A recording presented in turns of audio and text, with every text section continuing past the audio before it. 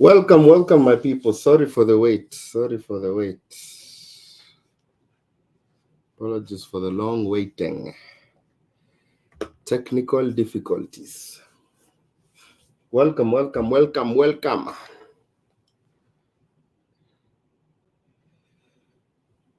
Pole for the wait.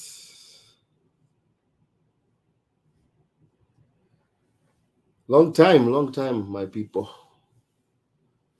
Long time.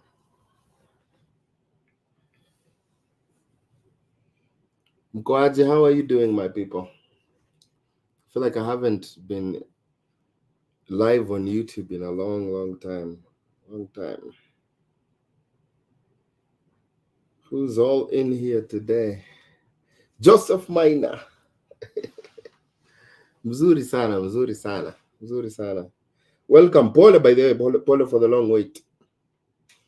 Karibuni. I think, 2 months ago was the last time I was live on YouTube. Where? We need to change that. Hey, man, I didn't realize. 2 months ago. It's a long time. Anyway, how's Beatrice Washira? Milindungu. Did you guys miss me on YouTube? I am coming back now. Samuel Irongo, watching from Qatar. Mkoaje lakini, my people. It's a beautiful morning. A good morning to learn about the M1 visa.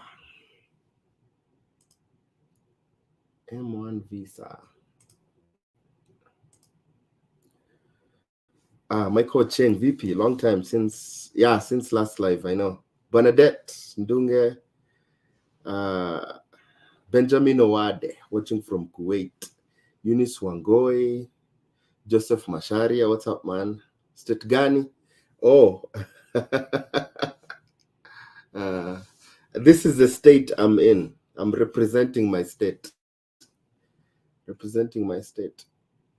live in the big CO. Oh, is it big CO, small CO?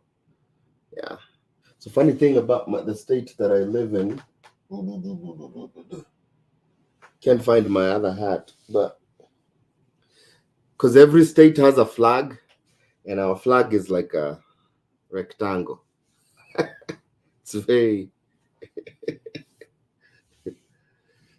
very uneventful, but it's beautiful. One of the most beautiful states in the United States of America. Colorado. Ochanda Simeon. Give me some likes, Maze. But any likes before we officially begin? Talk about the M1 visa and then, answer questions that may come up. M1 visa.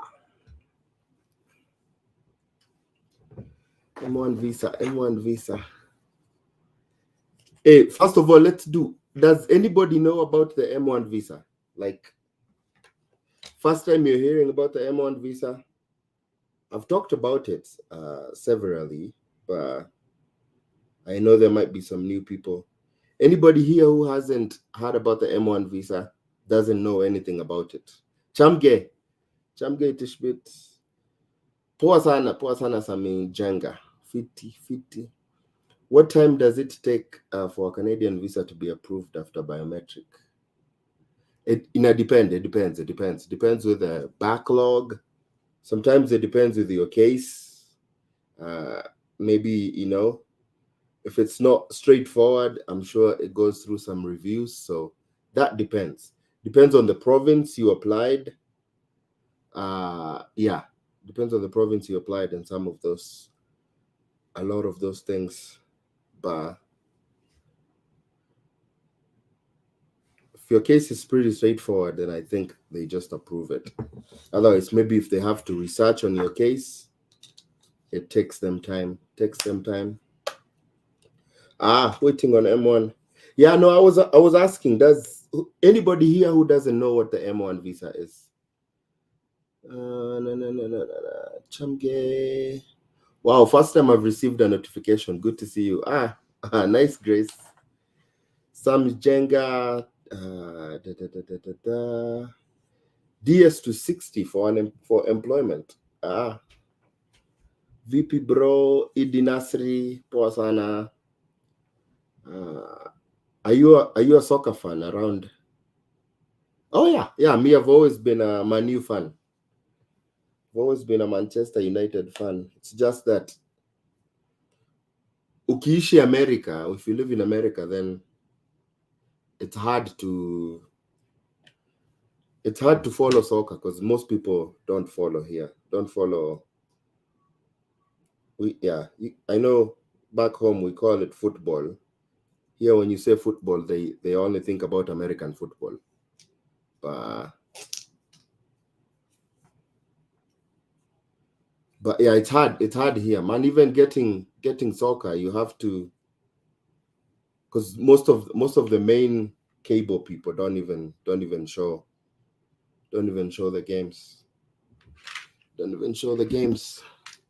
Aya, wacha tungoje watu. Let's wait for some people so that we can get some quorum, and then I'm going to begin, and we'll accomplish some of the things. The M1 visa. I think the M1 visa, man, it's a good visa that is not being used by a lot of people. A lot of people should be using the M1 visa, but people are forcing issues, going for the F1 instead of the M1. So, and hopefully we'll talk about that and clear up some questions that may come. Hi Owen, mtu ataishi wapi akikam na M1 visa? Anywhere. So unaweza ishi, some schools provide accommodation. You can find accommodation for yourself, but yeah, most schools would provide accommodation in the college itself. But if you know somebody that lives around that area, you can also do that. But yeah, I don't think accommodation is not a huge issue. Because usually, if they have like a community college, and they usually try and, like, around that area, there'll be accommodation. And I'll show you. So what I've been doing actually is as I've been traveling, I've been taking, like, driving videos of the community colleges. So in the States, like, I did how many? Like 3 colleges in Washington State when I was in Washington State. So 3 community colleges. I like drove inside them, and I'll post the videos. I don't know if that is of interest to anybody. But I took videos of 3, I think two well-known, one people don't know about it, community colleges in Washington. And what I'm doing is I'm basically driving through, and you can kind of see the campus and see, the campus, to see how it looks like. Sometimes it makes a difference when you see how the school looks. But usually, if there's a community college around, there is usually like housing for the students. So they build a school, but then make sure there's infrastructure around there to cover housing. Hi Owen, mtu anaishi wapi? Oh, no. Ndo natokea Wera ndani from Qatar. Bro, God bless. Maraba Junior. Melvin, hello. So how long does DS to 60 after submitted by employer? That's a tough one. That one does, but by the time the DS to 60 is submitted, that means everything else has been done. I don't think the employer submits. Your employer never submits your DS to 60. Your DS-260 is what the employer does is the employer will give you the PAM certification and everything else, all the forms needed for you to then book do the DS-260 and then book the appointment. You know, when you do the DS-260, that means you're ready for the interview. That is after all the processes have completed. And I think that depends on the dates, the embassy, and all that stuff. Owen, what is the difference between K3, CR1, and IR1? Oh, it's a good question, Bernadette. Good question. Give me some likes, Maze. Share this live. Share this live with people when you think will need it. Share this live with people you think will need it. As we wait for the people to start. That's a good question, by the way. So CR1 is first preference. IR1 is okay. So K3 is like the middle. So you have K1. K1 is fiance visa. All right, fiance visa, and then that is you bringing your fiance over. It's not it's a non-immigrant visa. K1 is a non-immigrant visa. So you'll be able to come to the US faster with a K1 visa. Okay. And then in between is a K3, and then there is the spouse visa. Spouse visa is in two categories. The CR1, which I think is CR1 has CR1, IR1. One is it has everything to do with the type of green card you'll be issued. Okay, so if you've been married for more than 3 years, then that means they'll give you a 10-year green card. So you are CR1. If you've been married for less than 3 years, then they'll give you an IR1 because you'll get a 2-year green card. And then after the 2 years, you have to remove your conditional. They give you it's a conditional green card. It's a 2-year conditional green card. So after the 2 years, you'll have to kind of file paperwork to remove the condition. So CR1 means they're going to give you the 10-year green card. IR1 means they'll give you a 2-year green card, which I mean, after they give you the 10-year, you become a citizen after 3 years. Become a citizen after 3 years. K3 now is the middle. K3, what K3 does is, because when you file the CR1 and IR1, you have to wait until everything is done. The I-130 has been approved, the affidavit of support, all the process has completed, and then you go to the interview and then get your visa, and then that's when you come to the US. So that's the CR1 and IR1. For the K3, which sometimes it depends. Sometimes they issue it, sometimes they close it.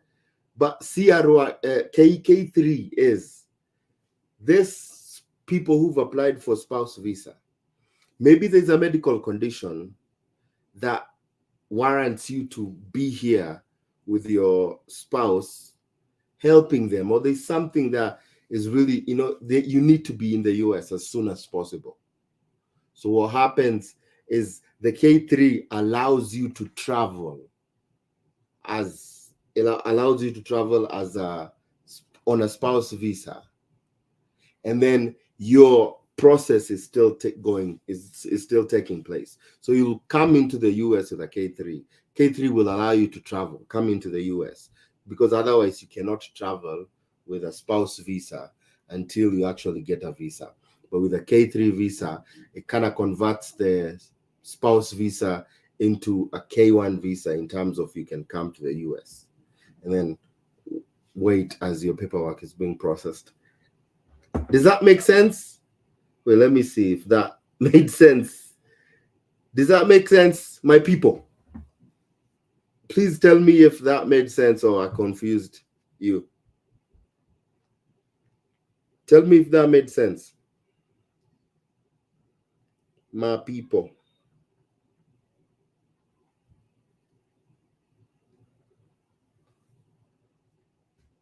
And Bernadette, okay, all right, Bernadette, you got it right. Yeah, but it's hard to get the K3. K3, I don't know if they're issuing the K3 right now. Don't know if they're issuing the K3 right now. All right, you guys, let me know if kama tuko tayari, if we are ready to get on the M1. I'm hoping, man, I'm really hoping that a lot of people, especially because you go online and search for M1 visa, you don't get very much information on M1 visa. It's like, and even if you go check the number of visas that, and I can show you guys, I can actually show you here the number of, let me pull that. Like for the last, I'll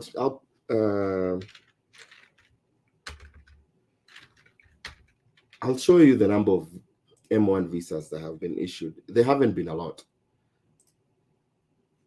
People haven't been applying for the M1 visa. So it's part of the reason why I think I'm passionate about the K1, because K1 is, and I don't want to, let me pull up the thing and then I'll start, because it's cheaper. It's cheaper.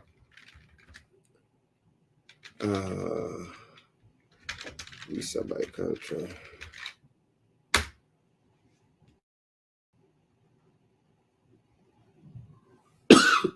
Excuse me. I'm gonna pull the data for you guys that you can see it. It's a good visa, but not so many people have been using it. Cheaper, like very easy to, because you get to actually do the internships you get, you're actually doing the work. You're working, whether you're like here as a hairdresser, you're working directly with a like huge, this big hairdressers. If you're a carpenter, they hook you up with a big company that has carpentry. It's called apprenticeship, and so on and so forth. But I want to take you slowly for the people who don't know anything about the M1 visa. I'm pulling in the statistics.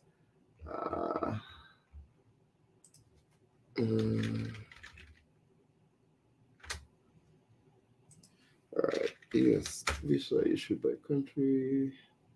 Visa statistics. Otherwise, mukwaje, my people. Did you miss me? Oh, thank you, Tishbit, man. Thank you so much. Shukran, bro. Thank you for that. Thank you for that, Tishbit. I've got an I-20 in Washington called Cascadia.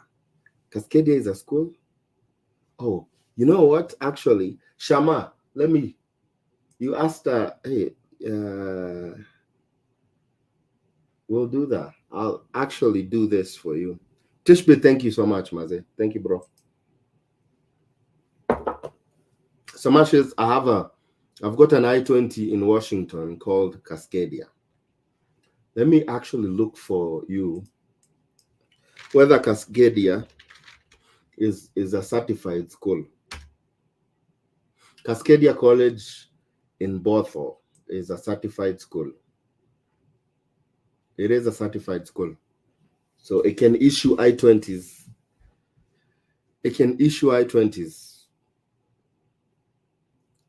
It's in the list of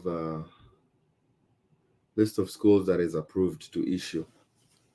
So yeah, good luck, Shama. Unaenda kusoma nini? What are you studying? What time does it take? And I don't want to get too drawn out. Hey, hi, my son applied for Dallas Baptist University, akatumiwa I-20, but bado hajapewa acceptance letter. I wonder. Wait, Dallas Baptist. Let's look, Dallas Baptist. Dallas Baptist is approved, certified to issue I-20s.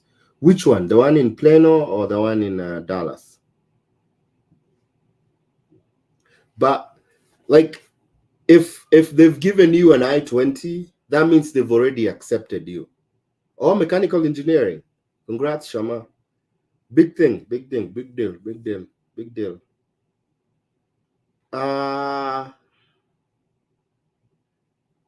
Yeah, so just ask the school. Like, you might not notice, they should have sent you a letter. Like, when you applied, they should have sent you a letter telling you you've been accepted. Congratulations, you've been accepted. That's their acceptance. Because before they issue with an I-20, that means they've already accepted you. They issue with an I-20 after you fulfilled all the, like, the financial things and everything.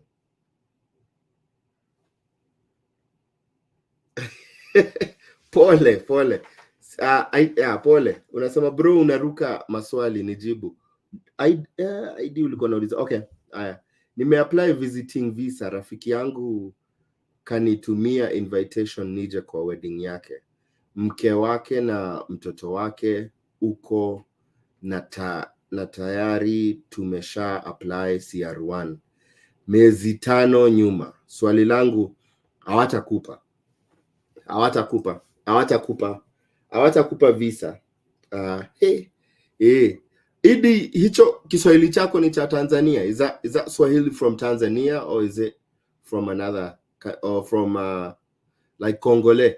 Is that from Congo or Burundi or Tanzania?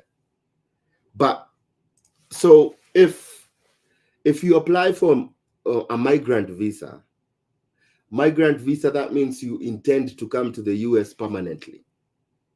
So if you apply for CR1, that means your intentions are to come to stay in the US. So you applying for a visit visa, you will not meet the requirement of, one of the requirements that you need to meet to get a visit visa is your intention to go back to your home country. So you've already declared to the US government that you intend to move, permanently in the US.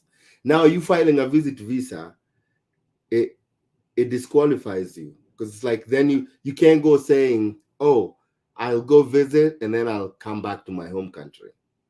Because how can you prove that when you already have a petition in place that makes you want, that if you get the CR1, that means you're coming to the US and you're staying forever, permanently. So yeah, unfortunately, if you apply any, like even the DV lottery, not the entry. There's a difference between DV entry and the petition, DS to 60. When you complete the DS to 60, that's the DV for the DV lottery. It makes it then difficult for you to get the visit visa. It's not impossible. There's a slim chance you might, it just depending on how, and if you've already paid the application fee, I would tell you, just, it doesn't hurt to, because if you've already paid, then just go try and convince them. Because it's really nothing. Yeah, but that's kind of how it goes. That's why I tell people, if you intend to bring your brother or your sister to the US, please don't file the green card for them, because there's an option where you can file a green card for your brother or your sister. That is right now, I think it's like 15 years. Those people have been waiting 15 or so years. When you do that, then you make sure that whenever your brother goes maybe to come to try and visit you, they will get denied every time. So instead of starting with that, I would start with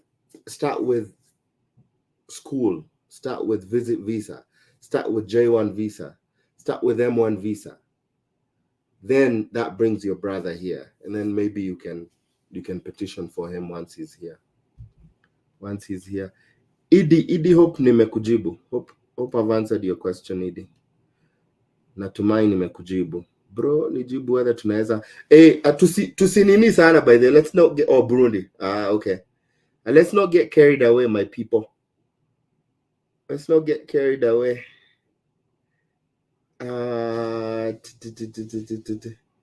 Oh, Shama, you're preparing for the 23rd. Shama, if you wanted, actually, you can. Oh my goodness, time has really run.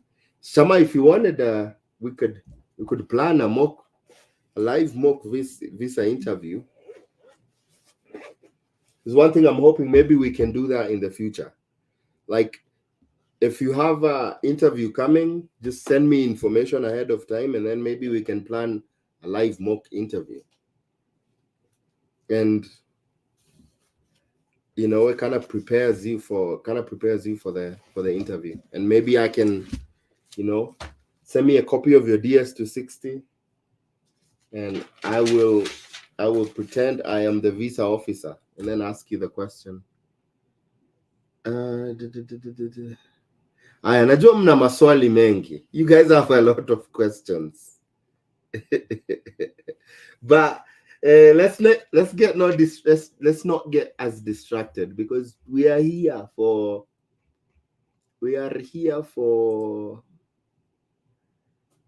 the M1 visa. Here for the M1 visa.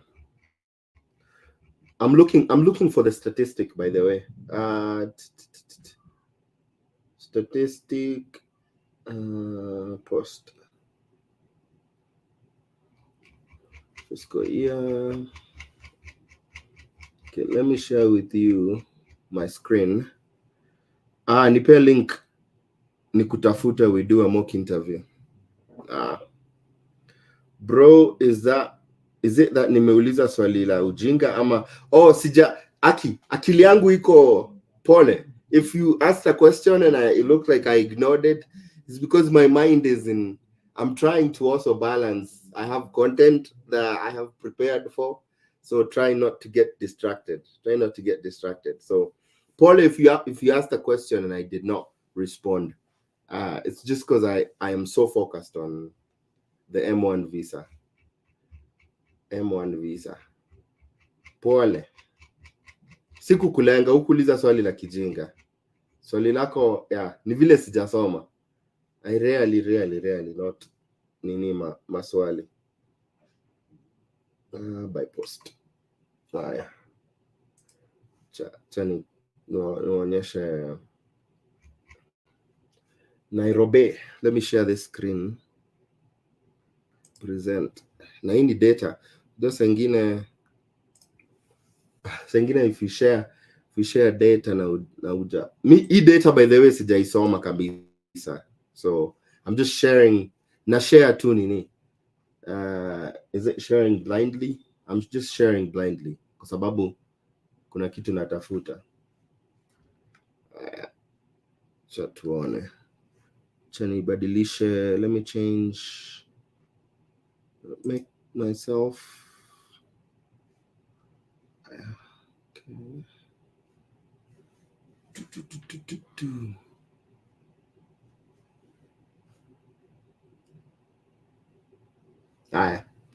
So in January, in statistics, these are statistics for the visas that were issued in January of this year. And we're interested. Let's look at Nairobi. Oh, come on. Let's look at Nairobi. Unless there's somebody here from Addis. I don't think there's anybody here from Addis. Okay. So it says here, Nairobi A1 7 A1s, 38 A2s, B1 68, 1,000 B1s issued. These are all the visas that were issued in January. B2 22, C1, C1D.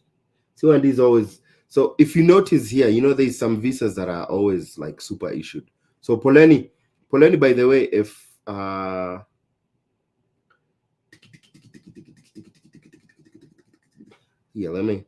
let's go ahead and start, Basi. Let's go ahead and start. and then I can cut this for people who will come in the future. All right, you guys, let me know if you're ready to start.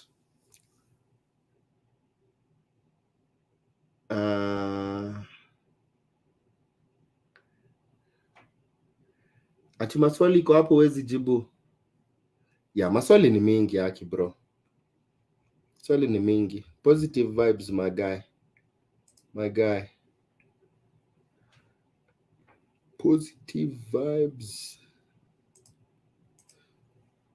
Yeah, if we start answering questions, man, hatuwezi maliza. Questions are always super. There are always so many, Aki. So many courses. Yeah. We make sure I have everything I need, and then I can hit start.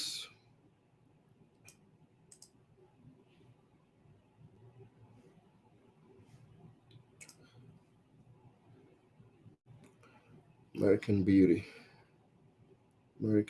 School. Okay.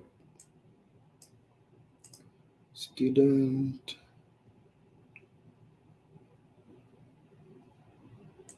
Okay.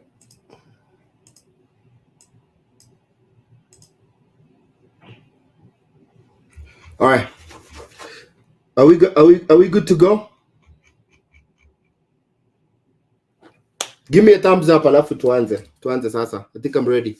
M1 visa.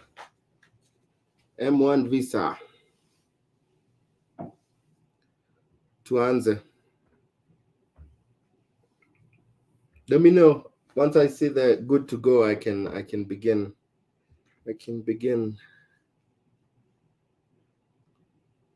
Oh, good to go. Ready sana. Aya. Tuende kazi. All right. Okie dokie.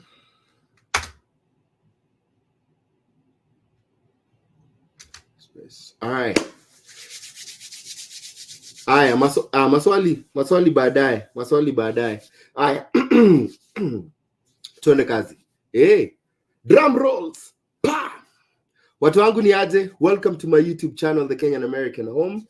And today we are going to cover the M1 visa. I know I've been asked a lot of questions about the M1 visa. I think I've done maybe 1 or 2 videos on my YouTube channel. And so I kind of wanted to come in today so that we can talk about the M1 visa and, talk about what is the M1, what is the M1 visa, and how can you come to the US with the M1 visa? One of the things that it's a passion for me to educate people about the M1 visa is because a lot of people don't know about the M1 visa. And when you compare the M1 and the F1 visa, see, the M1 visa is way cheaper. It's way cheaper to come with an M1 visa. Your job prospects with an M1 visa are really high because in America, especially in America, when it comes to like trades, it's hard to not get a job when you're doing trades. When you're using your hands, when you're using your skills, and especially when you're doing something that you really enjoy doing, trades are really good. They're really good, and your job prospects are really high. And so, M1 visa. One of the good things too about the M1 visa is a lot of times, let's say you're doing you're taking a cosmetology class, course that you're learning about hairstyling, all that, hair coloring, all those, so many things. What happens is because you have like theory in class and then you have practicals, and a lot of practicals involve you actually working on people's hair. So you're like in an actual salon and you're actually, you're doing people's hair, which is really nice. And then when it comes to maybe if it's an internship in there, you can do the internship in that business. If it comes to, OPT is optional practical training. That means after you are done with school, you get the opportunity to work. In your particular field of study. That means if you come here and you learn, cosmetology, and it varies. Some programs take 12 months, some programs take 10 months, but you can move on from one program to the next. You can finish cosmetology. If you're done with that, go do something else, or just do barbering and go. And then after you study your barber. I don't know if it's barbering or barber. Barber is like when cutting hair. You can learn cutting hair and then move on to learning something else. And I'll show you, this is so many different things that you can venture into. And especially when you think about work, like work visas, this could also be, your M1 visa could also lead to that, because, you talk about the EB3, and if, they're looking for somebody with a skill that you have that nobody else has. It makes it super unique. Maybe it's a big let's take an example of a big salon, okay? And a big salon in Hollywood, California, big salon that has all these people who know how to deal with like white people hair. We often find and struggle, especially as immigrants, we often struggle to find people who are qualified to deal with our own hair. And so and you'll ask anybody who's, most people who, whether you're a man or you're a woman, some of us resort to just shaving all the hair, because you go to somebody who doesn't know how to handle your hair, and then you come out looking like a hot mess.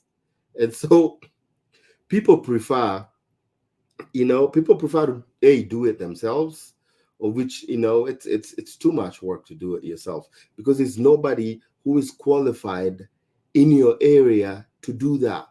And so this unique opportunities where, like, you go to LA and you know how to do, like, you're coming in, you already know how to do African hair, you already know how to do this black hair, and then you go to that school. It would be easier for them to just petition for a work visa for you, because you cater to the clientele, and you have the skill and experience that a lot of people don't have. So that's the thing. That's the M1 visa. But then again, after you here, it's whatever you do with your visa. And the hardest thing is, again, getting into the US and getting into the US legally. So M1 visa is one of those ways you can get into the US legally, get a trade, and open up your life to really awesome opportunities. I mean, entrepreneurship is really awesome when it comes to M1, because you're like on the job training. All right, so what I wanted to start by talking about is, why am I so passionate about the M1 visa? I'm passionate about the M1 visa because not so many people apply for the M1 visa. And to show you what I'm going to do is, I'm going to share my screen, and I'm going to show you like this is statistics for Nairobi for this past January this year. You'll see, most of the visas are applied. There were a few A visas. A visas are like diplomatic visas. B1, B2 is, you're talking about visit visa. That's usually the highest, the most issued visas anywhere in the world are visit visas. So some people just use the category B1. Some people use B1. Some people use B2, or you can use a combination of B1, B2. Either way. So that's the most number of visas that are issued in, like in Nairobi or anywhere in the world. There's the visit visa. So you can see 1,000 of them. And then the C1D visa. C1 is a transit visa. C1 is, maybe you're going to Jamaica. You don't need a visa as a Kenyan to go to Jamaica. So you apply for the C1 because you need to pass through the US to get to the Caribbean. And so like there were 8 C1 visas issued. That's just a transit visa. C1D is a cruise ship. So cruise ship is, it's over the years, Nairobi, there's been a lot more people applying for the cruise ship jobs. So yeah, you see 122 of them. D visa, E3D. F1 is student. F1 is student. F2 is student and their spouses. Oh my goodness. Oh, yeah. Okay. I'm excited here because this has been an elusive number. I wonder. I don't know if you guys can see what I'm saying. So, G visa is usually also too among there. K1 visa, which is a fiance visa. J1 visa, 28 of them. And then this has been an elusive number, my people. Oh my goodness. Yeah, this is exciting. So I'm excited because our people is because they don't have the education, the knowledge to know that all these visas are there. And I'm excited when people apply for all these visas that they did not apply before. So why I'm excited is because this number had been blank for a lot of, I think, previous months.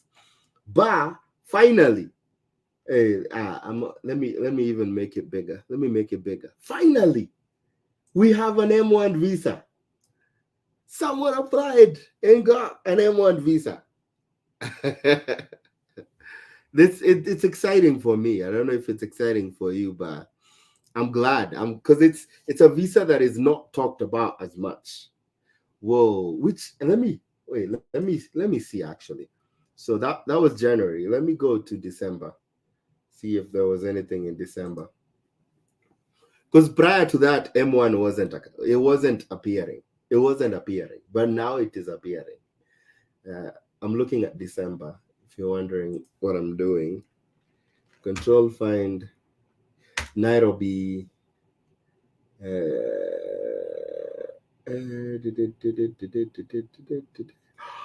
Oh my goodness! Even in December, yeah. So this is really exciting. Actually, it's super exciting to see this. This hasn't been, this hasn't been the case. So this is December.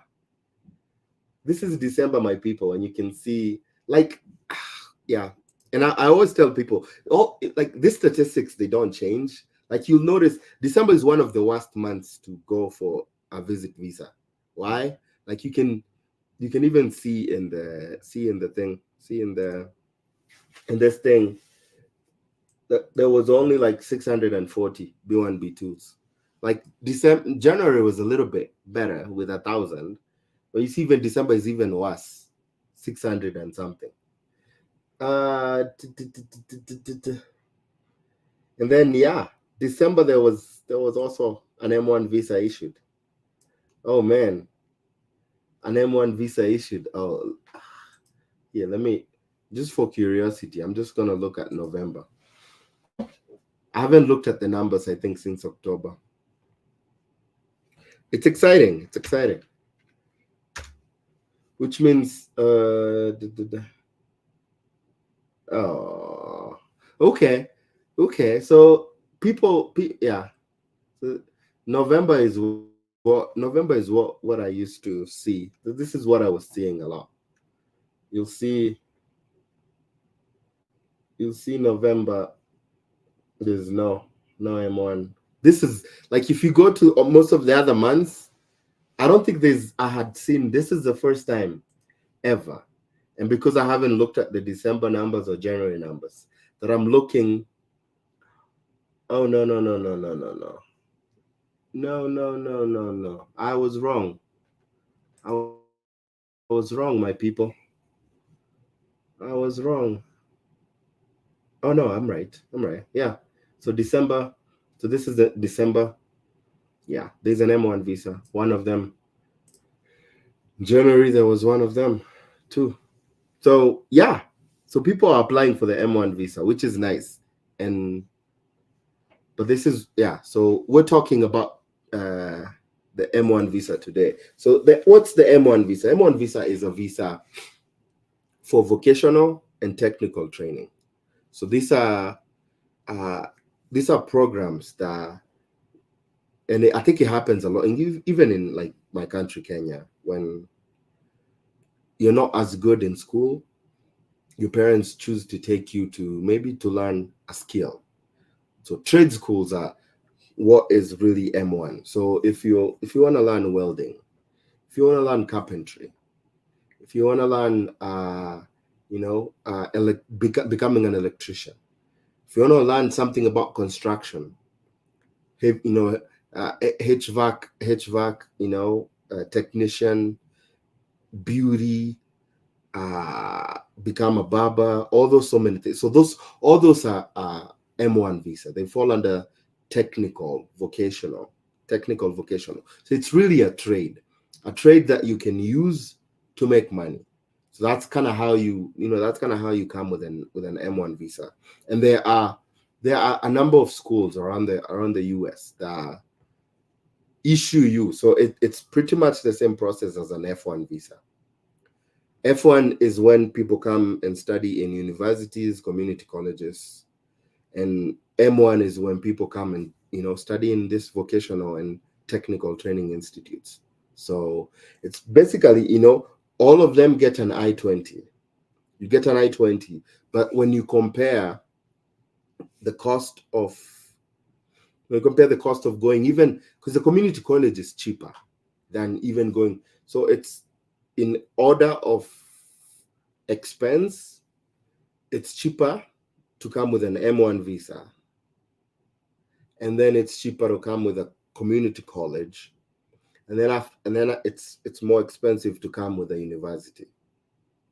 So the M1 visa, the fraction of the M1 visa is like, the average is about, well, like between anywhere from $8,000 to about 14,000-15,000 US dollars. That's the maximum cost. So like compare that to like one academic year for like Everett Community College, you'll hear it's like 22,000. That's just one. And for community college, you need 2 years. So that means you'll be needed like 44,000. So it's a lot. It's a lot to come with an F1 visa compared to the M1. Because with the M1, that's anywhere like 10,000, 11,000, all the way to like 15,000, you've completed everything. The validity of the M1 visa depends on the program that you're taking. But just like the F1 visa, you can come do your bachelor's degree.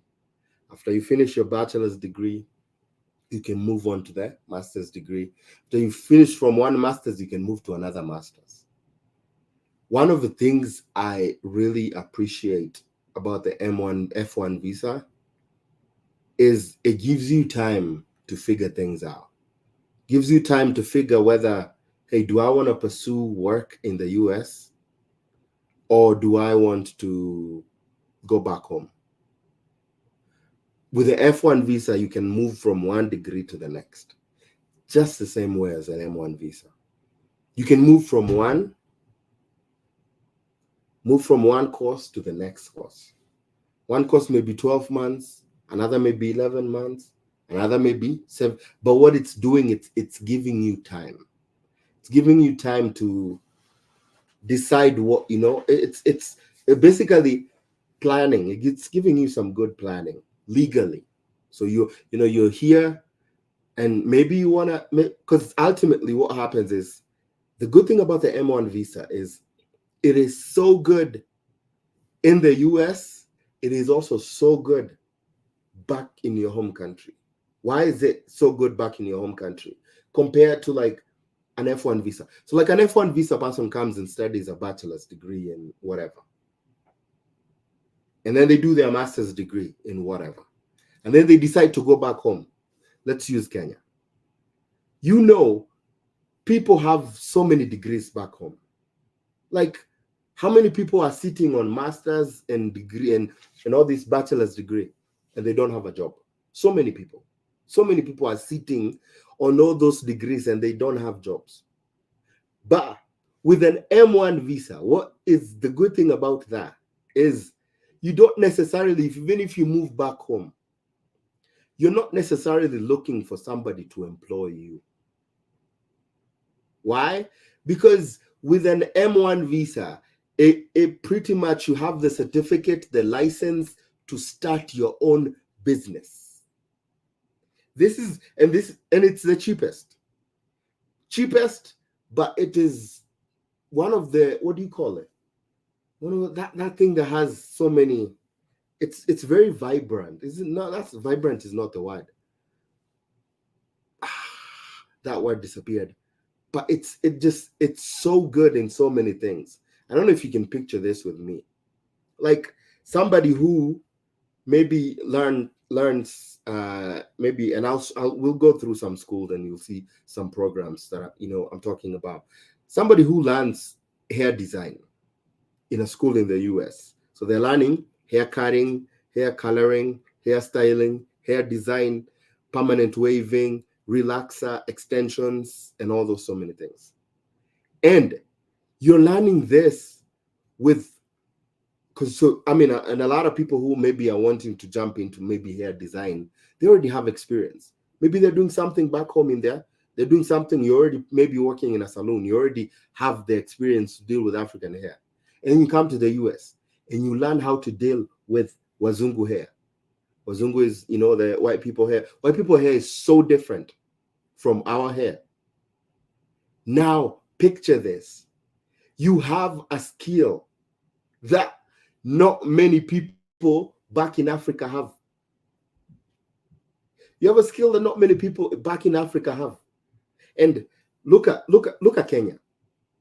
Look at the number of tourists that come in who are, Wazungu with their hair. Their hair is so different from us. I'm sure they struggle, just like we struggle in the US, to find somebody who will cut our hair or do our hair. Now imagine you've learned to do their hair in their country. You go home, open your own salon, and you're doing US hair, my guy. My guy. So it's a very vibrant degree in so many things, so many ways, man.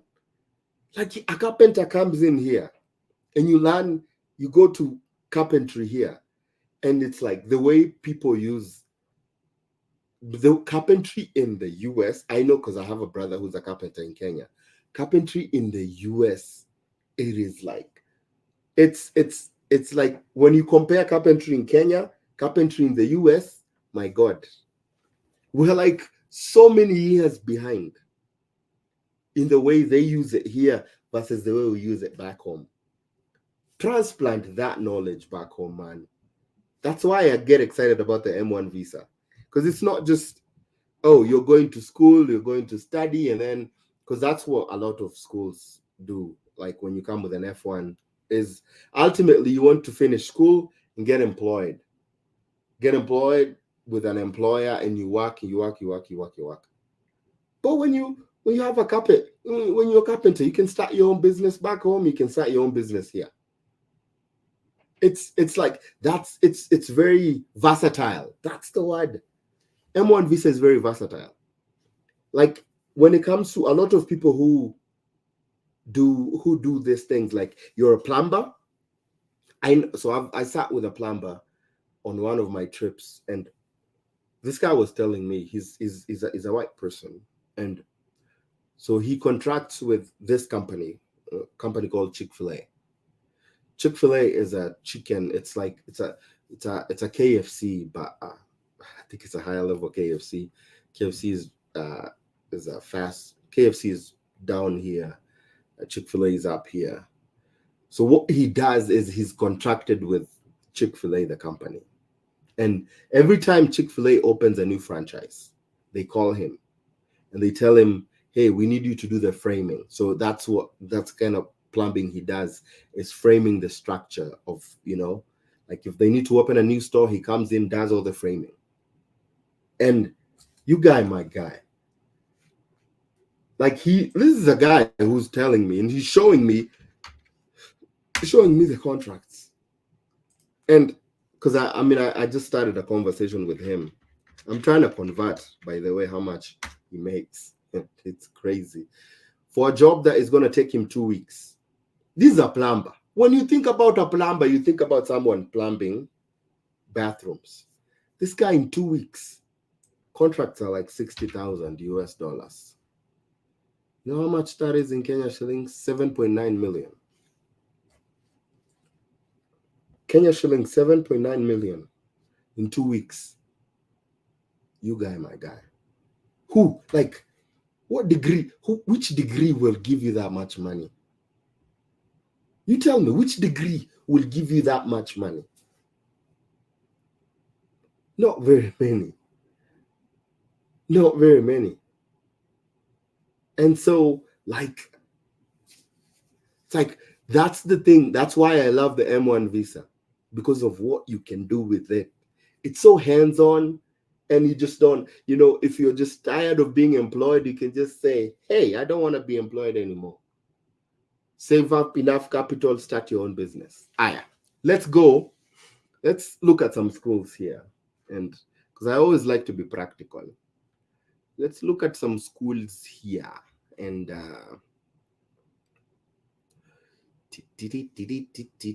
share this tab.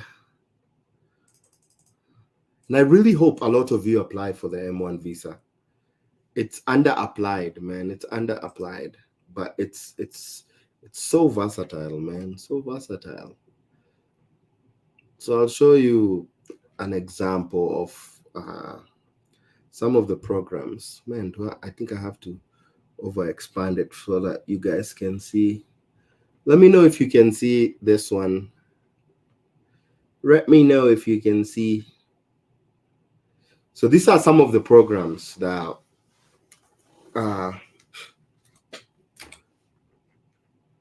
that you can learn. So, and like the number of hours that go along with them.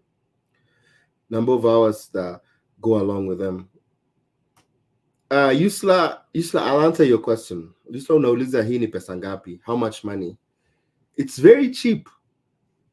Very cheap. Yeah. I think, I don't know do you guys understand what I'm trying to say? That's why I'm always excited about the M1 visa, man. You come in here and you learn American standard way of doing things. That opens the door to infinity for you. Yeah?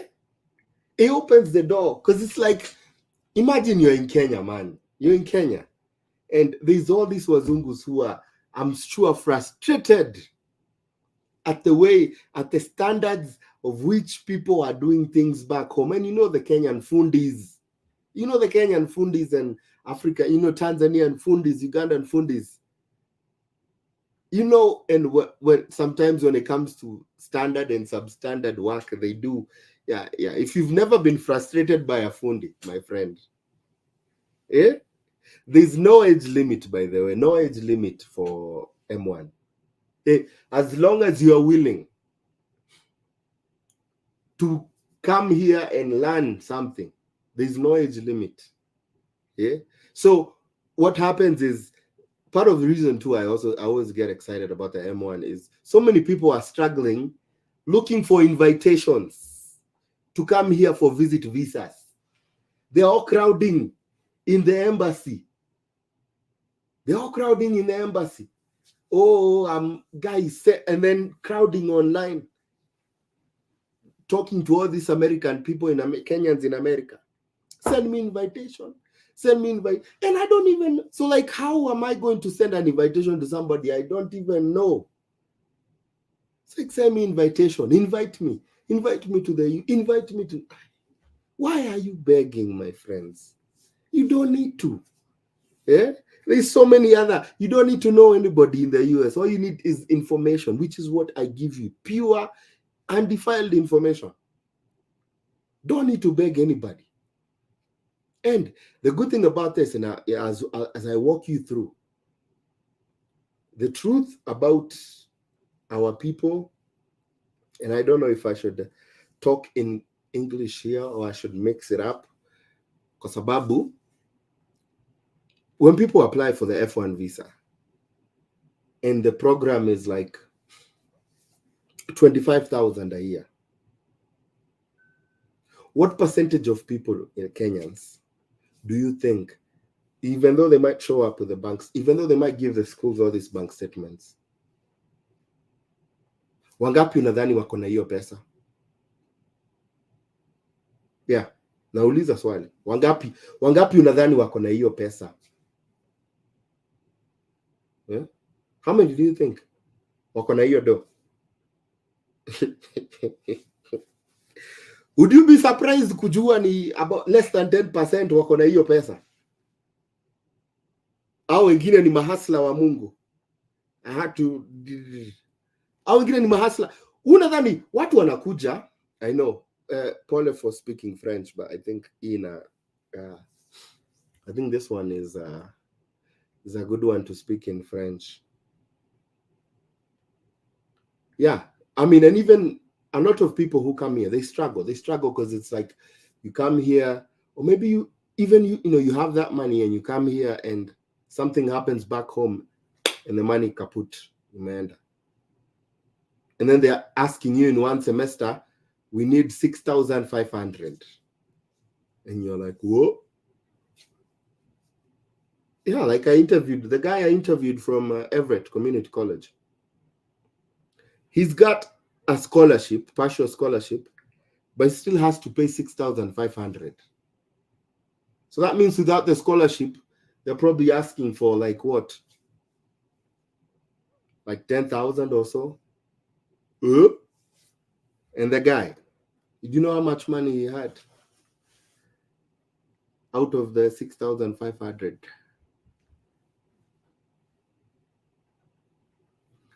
Miambili, 200.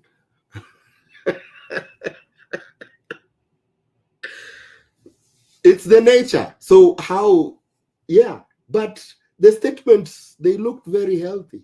Nini nilifanyika? Yeah, the statements look very healthy, by the way.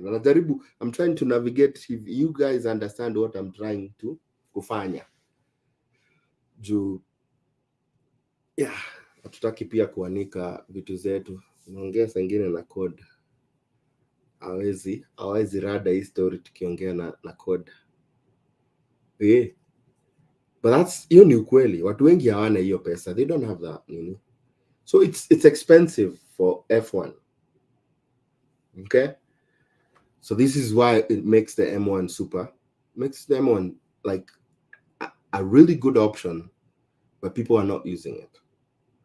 But why are people not using it? Because people don't know about how many content creators do content on M1 visas.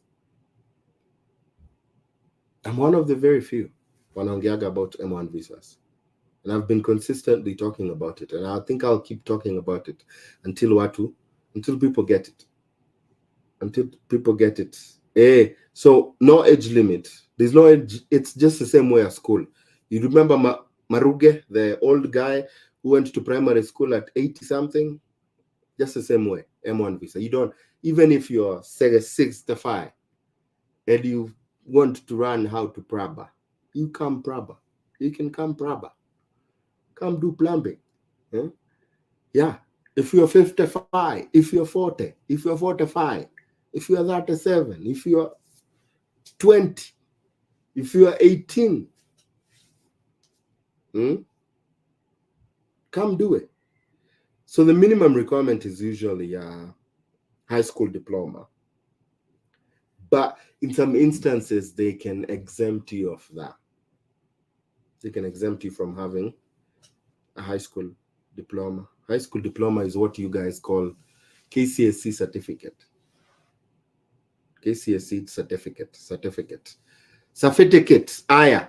Let us look at this, Nini. I think those are the only questions I saw. Ni pesa ngapi hivi? I'll show you, my guy. I got you. Aya. Aesthetics. So, no, you can come learn aesthetics. Tells you the number of hours. And it's 6 months. Learn how to do like eyelash extensions, skincare, hair removal, threading, blah, blah, blah, micro brush, yeah, whatever, ISO. or you can do manicuring, learn how to do manicures, pedicures, natural nails, UV gels, acrylics, sculpture nails. I'm sure madam mnaelewa hizo ni nini. I don't understand what that is, but I'm sure women understand what that is. Or you can come learn hair design. It's 11 months and you learn hair cutting, hair coloring, hairstyling, hair design, hair permanent waving, hair relaxer, hair extension. And then my kinyozi guys, if you are a kinyozi there, you want to come to learn kinyozi cutting, kwanza cutting white hair, come. It's 7.5 months. You learn hair cutting, hair styling, hair shaving, hair additions, my guy. Yes, hair additions. And for some, you'll help. The Bald Men Association will be very helped when you come learn this, because I'm sure the US has more technology when it comes to covering bald hair or even growing. They have the technology to grow hair. Or you can learn master aesthetics. Oh yeah, the business side of things, chemical, blah blah blah. How much is so master aesthetics? It's 9.5 months. Or you can learn cosmetology. Cosmetology is a bigger, so it's 12 months. So you learn so many more things in cosmetology. It's pretty much, it's more hours compared to the hair design, but you learn more. An extra month. You can also learn to be an instructor. You can learn to teach. Man, look at this. Look, like, you guys, my guy. Do you see? You can learn to teach, to become an instructor. Open your own school and be instructing people on cosmetology, being an instructor or a manicuring instructor. Can you imagine starting your own business and teaching people, how to do all these things? Barber instructor, you go teaching people. You open your own school. Yeah, open your own school. That's 4 months. I mean, you can go through the course. Like, you can do cosmetology 12 months. And then after you do that, you come add you do another 4 months instructor. You do another instructor. Yeah, and then I think there's a 2-day class on microblading. Madam, I know you understand what this is. Some of us are floating, but I know women, you understand what that is. You understand? Yeah. I think you guys should be, it's exciting. This is I think M1 visa is one of, it's an exciting visa. I think in so many ways. It's just that it's non-immigrant, but it's so exciting because if you're just tired of being employed in a salon, doing all these things, you can just say, I quit. Go start your own thing. Start your own thing. Man, it's empowering. It's empowering. Okay. Let's look at another school here in New York. Let's look at another school here in New York. Yeah, man, give me some likes, give me some shares. If you know somebody who can use this, please share it to them. This is really good information, man. You don't get this information on a day-to-day. This is really good information. Some of you will become millionaires, my guy, you guy, my guy, my lady. You guys will become millionaires from this. It's one of the things I love about trades is the potential for making money. I just told you the plumber guy making 7.9 million every 2 weeks. Even if you don't make that much, like, I'll tell you, a plumber comes to my house, looks at my toilet or something is leaking and stuff, or there's there's just something that needs to be fixed. A lot of times they don't quote you anything like less than 500. 500, and it's a job he's gonna do in an hour, 2 hours, 3 hours. He goes 3 hours, he's like hitting you with 1,000. This is a plumber coming to my house. I'm telling you. The HVAC technician, because this is actually recent and it's painful.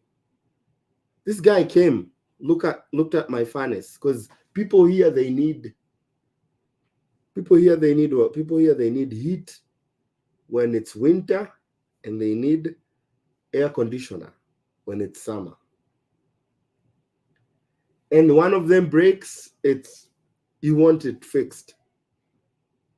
I mean, I tried YouTube. I tried YouTube to become a HVAC technician to fix the issue that I was having. I was unsuccessful. This guy came, and then 45 minutes, he just did the mambo jumbo. Cha, cha, cha, cha. Ha, it's fixed. 45 minutes. And then I look at my bill, 1,050. 45 minutes, because he said, oh, okay, I need to change the motherboard. And I go look, man, I look at online how much the motherboard costs. Then I look at how much I just paid. Yo, my guy. 45 minutes. This guy just made 138,000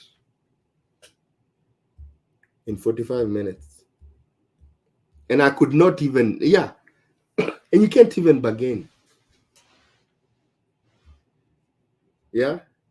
Hey, this is what M1 has money.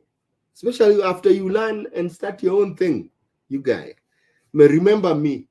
When you guys are millionaires, remember, there was this guy, the Kenyan American home.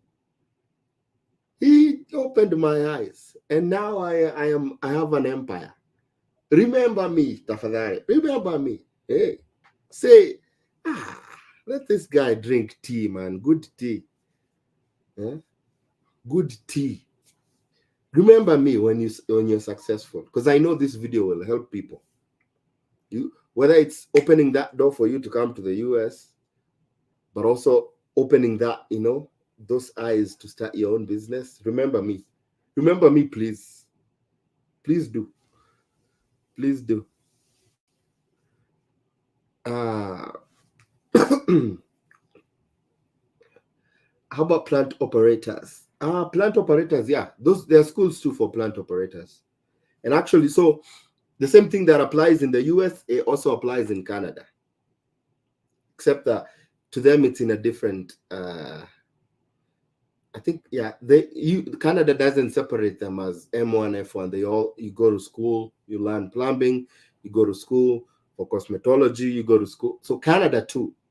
So what I'm giving you here is information that is both viable in the US, but also in Canada. So instead of struggling to look for a visa, to look for an invitation letter, venture into this. These ones are, because, and again, getting that visa, if people with the miambili in the ambosho can get that visa, sembuse you, so how did this person akona miambili F1 alitoa hapi statement, kama unajua, I don't have to, hizi ni vitu sinini, sangine naongeaga in parables so that mnaelewa na tusichome. Mnanishikanisha? You get me? You get me? Somebody tell me you get me, because somebody tell me you get me. The other question is where bank statement. Someone tell me you get me. Bank statement. Hizi parable ni poa. Because hatutaki pia kuchoma. Unajua zingine hatutaki kuchoma, watanini hapo alafu hii kitu haitranslatingi vile inafaa. Yeah. Kwanza if you go ukienda hapo nini kwanza nasikianga, if you go there Ludhuli Avenue, if you're in Kenya and you buy chips waru viazi at Sanford, and then and Goko half chicken, and then when you're holding your chicken and warus, oh my gosh, don't remind me about Sanford, man. Me, I would pay somebody to bring me Sanford, like, yeah. But if ukitoka hivi Sanford with your chicken and fries, and you trip long enough, you'll find yourself in a road where there's a river, and so many things happen in that road where there's a river. Amen. Amen, church. Amen. If you don't get it, forget about it. Forget about it. Forget about it. If you don't get it, forget about it, my friend.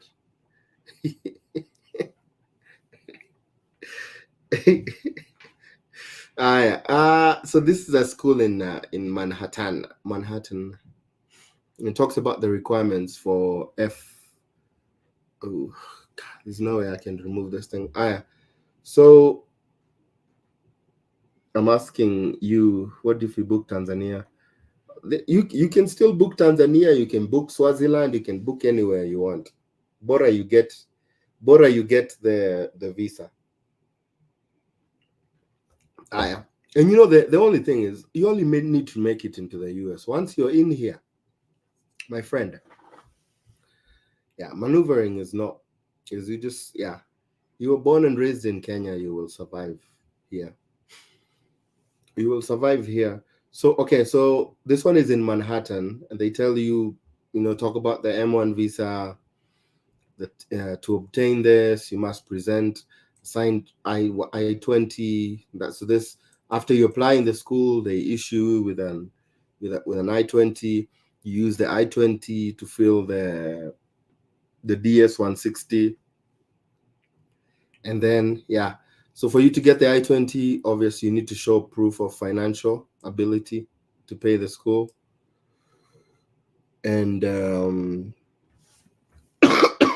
so it tells you M1 students are admitted for a fixed period of time, but you can always extend that. You can always extend that.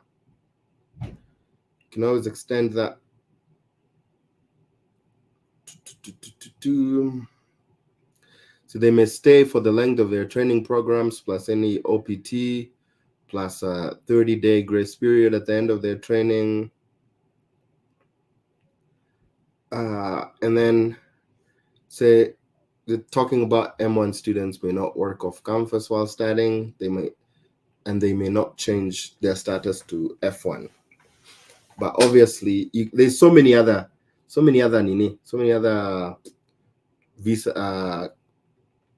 visas you can change your M1 to.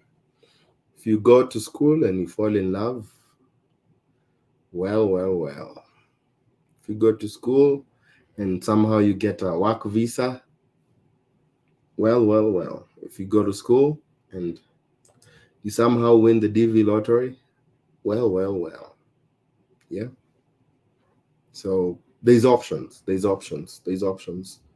only visa that doesn't have very many options is the C1D visa, the cruise ship visa, which is the visa I tell people, if you're on a C1D visa, please go back home, apply a different visa. Come here with a different visa. Okay.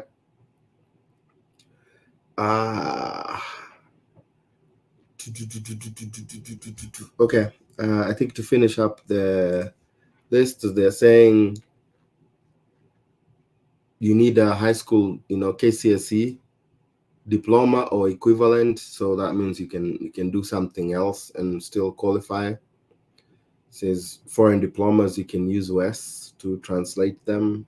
Or I think they use WES or Global Language Services or ECE. And then tells you click here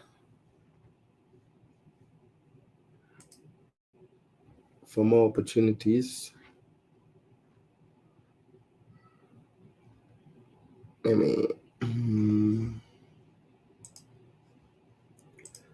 Okay, that's taking long. Let me move to a different. Let me move to a different school. Different school with a different school, and we also see something different. Yeah. So we are in Iowa. We're in Iowa. So we came from Washington to New York. Now we're in Iowa. All right. So in Iowa, and there's so many different things you can. How much money should you have for a student? You should have enough money to cover their fees. So however many the fees are, however much the fees are, that's how much you need to have. That's how much you need to have. All right. So this is a school in Iowa. It's Northeast Iowa Community College, and so kind of gives you the checklist. Says complete this as an international student, and I'll save all the links after the video. It says submit an official secondary certificate, so your KCSE,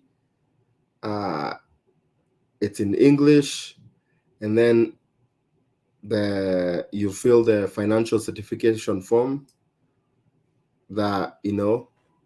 So this one is a 2-year program. So you're just showing that you can cover 26,000. This is a different course than the cosmetology. It's a different school. And then they need health insurance, and then they need a current copy of your passport. You don't need this because you're a Kenyan. So if you look down here, you see the following countries have been approved for waivers, and in that list is Kenya, Tanzania, and Uganda. So for many of those countries, it's you have waived. So the only thing you really need is complete the form, your KCSE, your high school certificate, then this financial form with a bank statement, and then you complete the health insurance form, and then your passport. That's about it.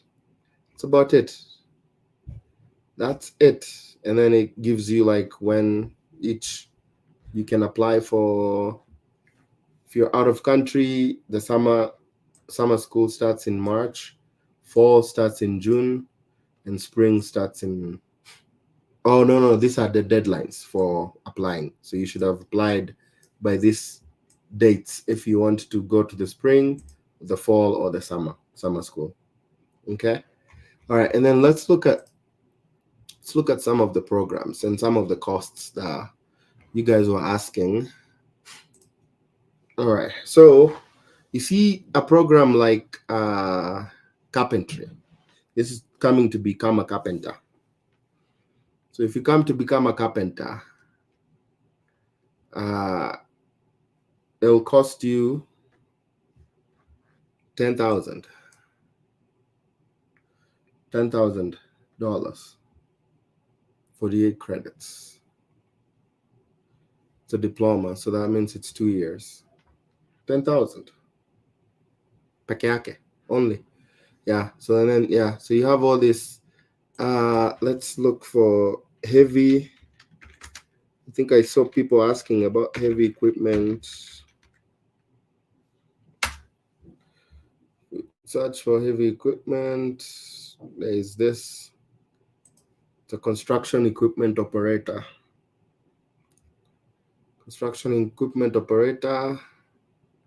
Oh.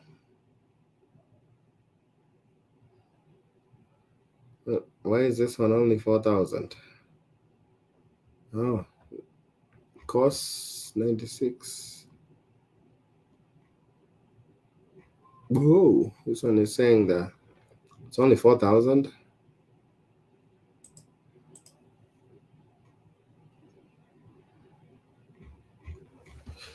Saying non-credit though.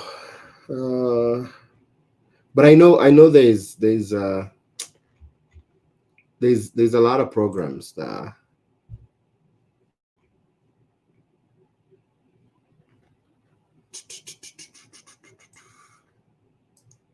Be search diploma, construction, apply filters,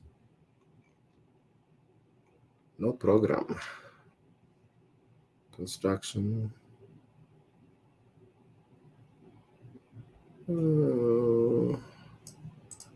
Power mechanics and transport. Nope. Oh, let me see. Certificate. No program.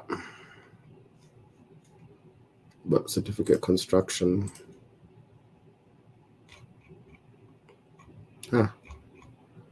Maybe this thing doesn't. I don't know why. It's refusing.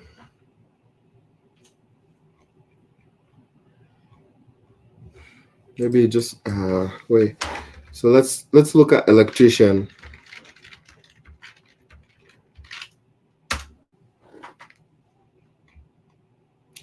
No oh, let me clear the filters. Let me look for electrician. Yeah, but there's a lot. Okay, so you see, I think it's the way they have the search.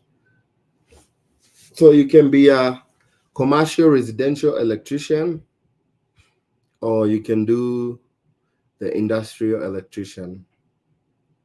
You see, if you do, yeah. So this one is longer, the associate, and it's 16,000. And then you have the commercial residential electrician, 10,000. So you see that the costs are very doable, very doable, not very expensive. Like look at plumbing.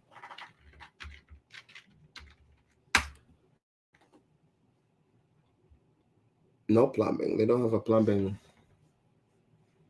No plumbing. No plumbing. Let me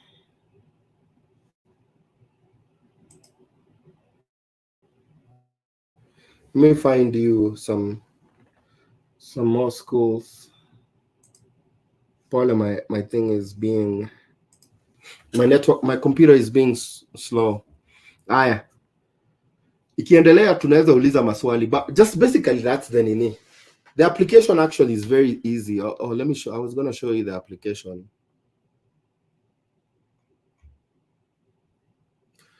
Okay, I was gonna show you the application. Yeah, so whatever it says a cost is how much you essentially should have in your bank statement.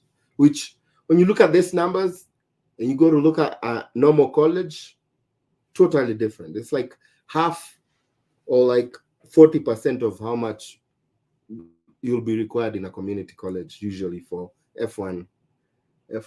Let me share this. So like if you want to apply to that Iowa school, you submit the online application. So you just pretty much just go. I can go here. Yeah. And it's basically, just basically you create an account, future and applicants, future students, just go click, create an account, and then it's gonna give you all this. And so let's say, say the Kenyan American home. Let me make it bigger for you. And then the Kenyan American gmail.com. Gmail.com. And just say come.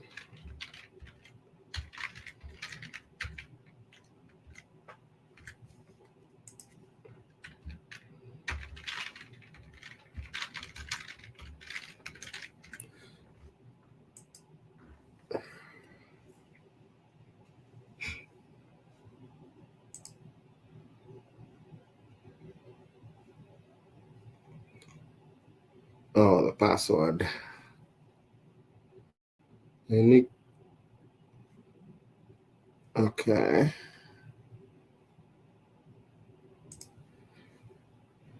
Says please check your email for the activation. Check my email.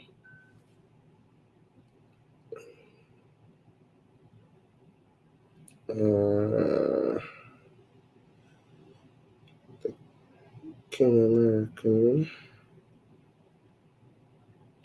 verify account. So they'll send you an email where you need to verify your account.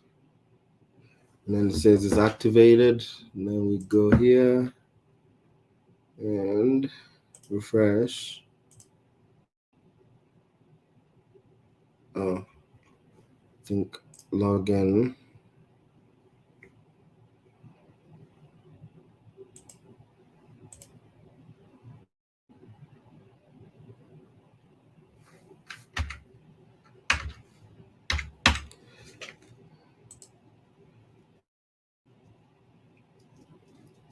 So I'm showing you live what you need to do basically. So I see, welcome. Let supply.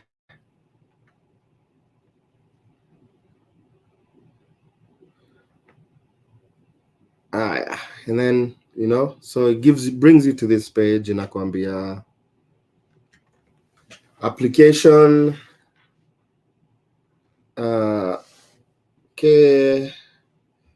application for admission, a high school student. So even high school students can apply. So it asks you select the application for admission. You save and continue. Stanomosh school fees sio noma. Stanomosh unless you're sleeping in class, my friend. My guy. I told you there's a guy who has 200 US dollars. Na anatakikana 6,500 US dollars. Na bado ako ndani ya hii nini. So yeah, so basically, so this is the application. This is the biggest thing you need to do. Is just the application form. Your goal, unakuja hapo unasema unataka say unataka kukuja kufanya carpentry. You wanna be a carpenter? Unakuja hivyo. Your goal for attending is earn postgraduate credit, improve skills, present self-improvement, start, change career, and so you can say, I want to start, change career. Applying to campus, alafu, unachagua iko, carpentry is only in Kalmar.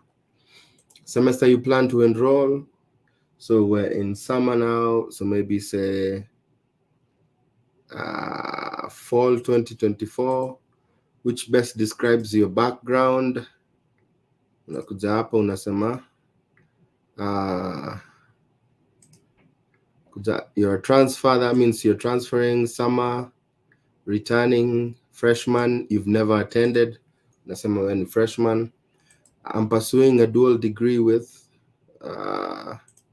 aufai kuninio, so you just save and continue.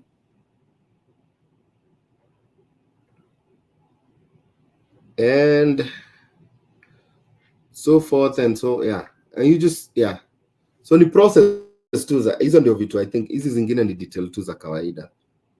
Akuuliza what's your name, hizo zote, sex. I can go through this with you. Kuuliza your first name, email yako, country of resident, unaweza sema Kenya taifa. The address, you put your address, PO box if applicable, your phone number, date of birth, sex, you're male or female, sex is male or female, gender. It's so funny that unaweza choose kuwa woman, man, non-binary, agender, transgender, and then they ask you, yeah, so are you Hispanic or Latino? You're black, so auko personal pronoun. This is the first school naona wako na hizo ati he, her, him. Kama utaki kuitwa hizo zote, unasema tu tumia tu jina yangu. Staki ma pronoun. Alafu you can select one of those. You're blackie. Are you a citizen? No. Are you applying as an international student? Yes. What is your native language? Kuna S for Swahili. Hawana option ya nini, so unachagua tu English. Iowa utakuwa non-resident. You're not military. Do you consider yourself any of the following? Unaeka none of the above. Kama muna nini, kuuliza what is the highest level of education, unasema niliingia high school nikamaliza. Contact unaeka nini, emergency contact, jina na phone number. Alafu you save and continue, and that would be pretty much it. Yeah. So alafu previous education, so ni hapa application. Previous education utaeka hiyo education umesoma kama kuna ingine, alafu confirmation ni kusend. That's it. Hiyo tu. You don't need even to pay anybody kukufanyia. Nimekuonyesha, nimekuchekia through your, yeah, hii itakuwa pretty much the same process ukienda kwa most of those other colleges. Wanaulizanga pretty much the same information. And we are now thumbed about the M1 visa. OPT, they say OPT you get 1 month for every 4 months of study. So for a maximum of like 6 months. For maximum of 6 months. Questions, my people. But again, ukishaingia hapa, hizo vitu zingine zisikupiga pressure sana. Zisikupiga pressure sana.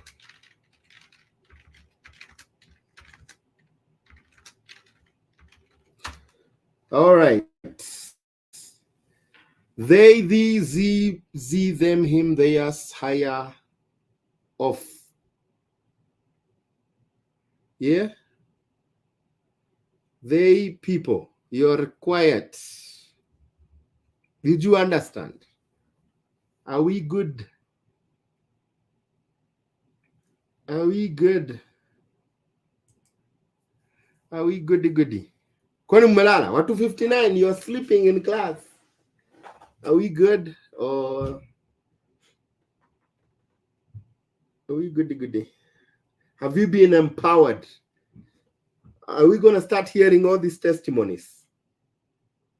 Are we going to start hearing all these testimonies, my people? I'll put all the links kwa nini. All the links kwa chat. Certificate za Kenya zinaweza tafuta shule. Si unaona certificate ndio inakuadmit shule hapa. Certificate ya Kenya, that KCSE, it gives you the opportunity to kuingia shule hapa. So yeah.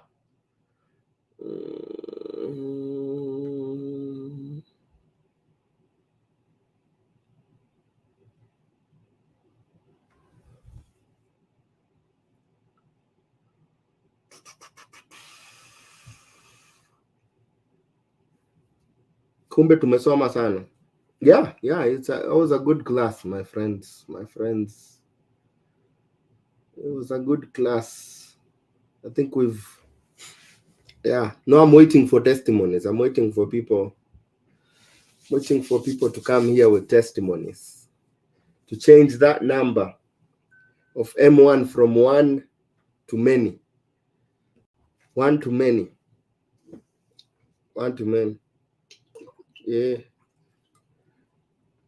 Yeah. So M1 unaweza, the only thing huwezi badilisha ni M1 to F. Can't change M1 to F. Yeah. M1 to F, M1 to F. So you can't, yeah, huwezi ingitoka M1 uingie shule tena, because it doesn't even make any sense. It doesn't make any sense.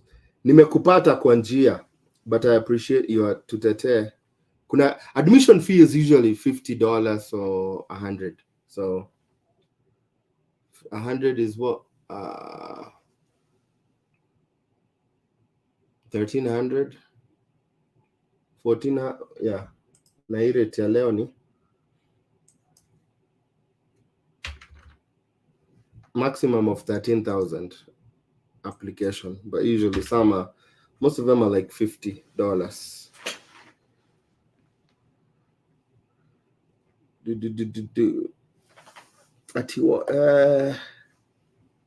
My question is, M1 hakuna kutafuta job ya kujisupport ukisoma? Willy, you guy, my guy. Yeah, uliza hao watu wana survive aje? By the way, wao watu walikuja na 200 na bado wanaenda shule. People survive bana, people survive. Just need to be open-minded na hustler. Nimekimbia sana karibu nivunjike mguu, but napata ka unamaliza. Acha nirudie sasa kuuliza swali. Bazoo sema warn the newcomers juu ya story ya alcohol huku majuu na venye umepoteza wengi. I wish someone had warned me before I came. Bazoo kama uambie watu, come tell people bana your story. Come tell people about your story. I think there's a lady I was going to bring about story ya hapa. But alcohol has destroyed a lot of lives, by the way. Alcohol has been in the business of destroying lives. It has destroyed lives. That is for sure, man. Where? Because once, you know what, the problem comes with, man, poverty has a lot of trauma, and you come to a place, man, you start to afford some of these things. It's yeah. Issues. Embassy unajitetea tu. And I try to give you enough tools kujitetea. Trying to give you enough tools to tetea for yourself. To tetea for yourselves.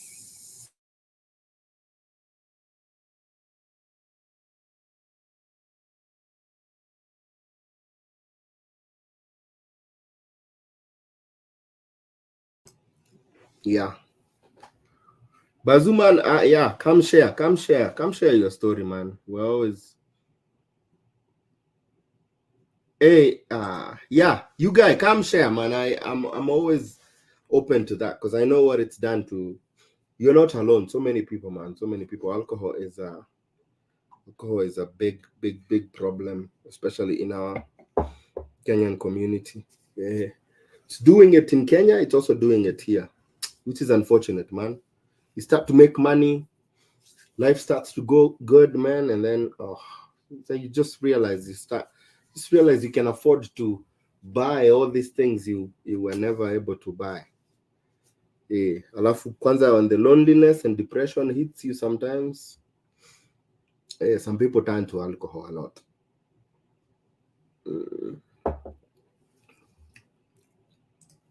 Yusla. Oh, thank you, Yusla. Yusla.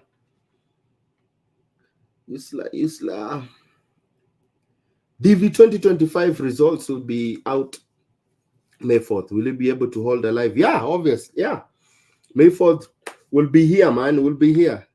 We'll be here checking for people. We will be here checking for people, Maze. Be here checking for people. Checking for people. Let me welcome my TikTok people who, yeah. Mr. Randa. Man, I really, I'm hoping that So many people start to come with the M1 visa. It's a really good visa that I think so many people sleep on it. Yeah. For me, what I love about the M1 visa, I love the fact that you don't have to just be stranded with sijui ati, you don't have to be stranded with ati kunini, ati always ati having a job. You can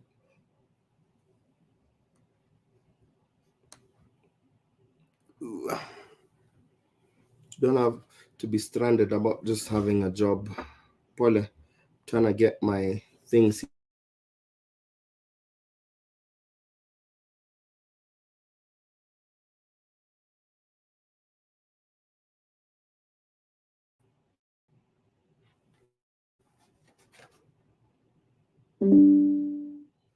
Oh no.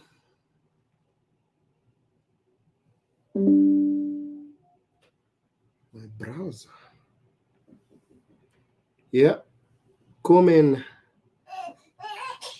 You're done?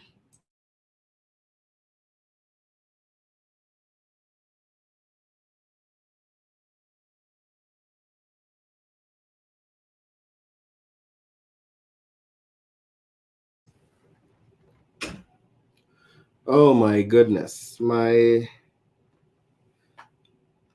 thing. Paul Sana, my thing is I'm here. It's my camera. My camera is doing the thing, is doing the most.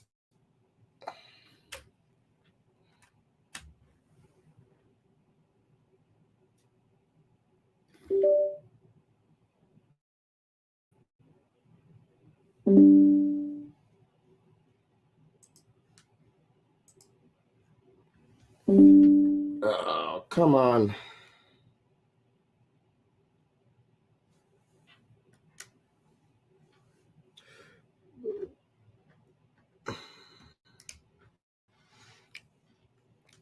Polani sana, my people. My camera is doing the most.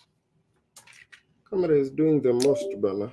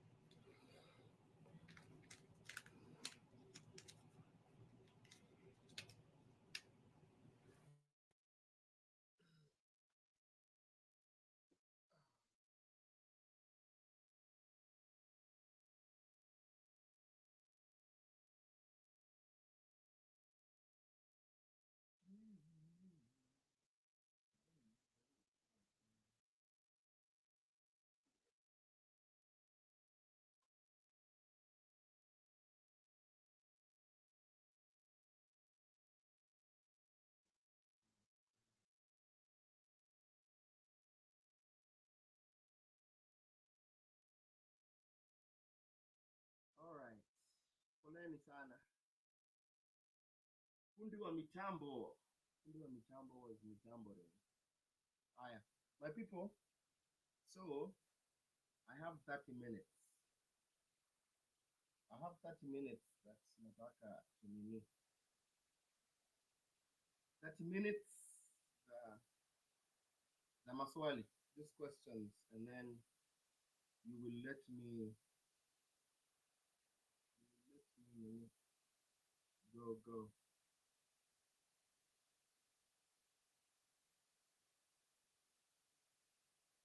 Aya.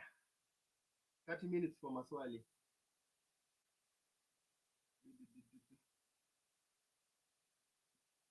Gonna be on TikTok and also on YouTube. Okay. All right. Hey there. I tried to email you, but I have never gotten a response. Oh, Pole. I'm just coming back. Just coming back. I will start checking more often. But some story yangu ni ngori. I wish I could share if it might help even a single person. Man, Bazu, hit me up. Hit me up on TikTok. Hit me up on TikTok. Alafu, I'll yeah, be interested in hearing your story. Be interested in hearing his story. Yeah. Welcome, my TikTok people. You guys missed a good live. So issues ni embassy kujitetea, nimesoma sana bazoo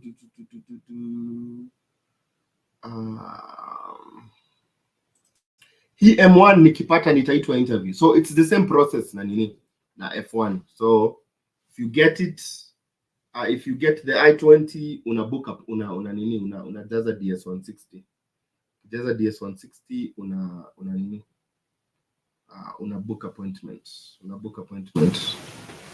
Book appointment. Alafu yeah, una book appointment ile iko available. Ile iko available. Thank you, man. I'm in Israel now on an MSc program. I had embarked on the journey for the B1 visa. Last week I was in Kenya. I went to TZ. Yeah, man, you have some good travel history, bro. You're in Israel already, so you're iko sawa. Travel history yako si mbaya. Sio mbaya.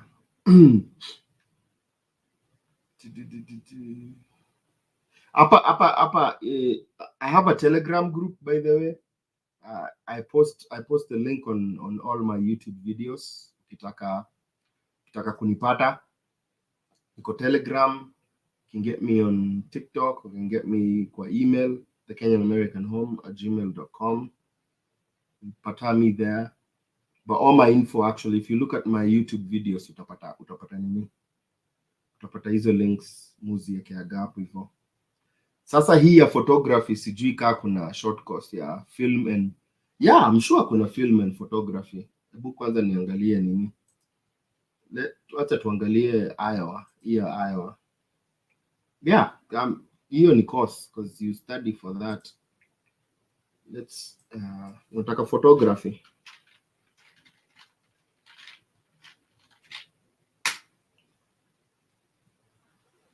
Kuna kitu.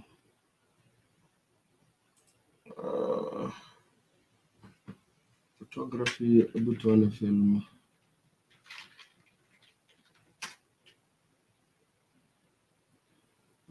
Ayo hawana. Actually, wacha niangalie kwa nini. Karibuni watu wa TikTok. Wacha niangalie kwa shule. Nione kama kuna yenye kuna film. Oh, American Film Institute Conservatory. Kwa California. Iko LA, wacha nikutafutia hapa nione kama. Let me see. American Film School. AFI Conservatory Institute. They issue F1. They issue F1 visas. Yeah. So, and the programs, let me look at the MFA programs. They have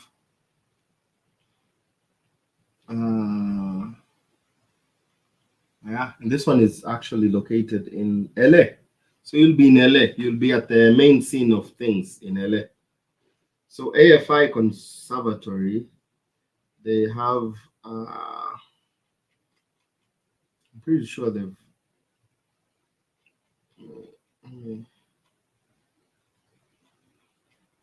okay, alumni. Look at alumni home. See if some of them are super proud of their alumni, so they post them. Okay, so the programs are cinematography, directing, editing, producing, production design, screenwriting, seminar guests, production, learning outcomes. Yep.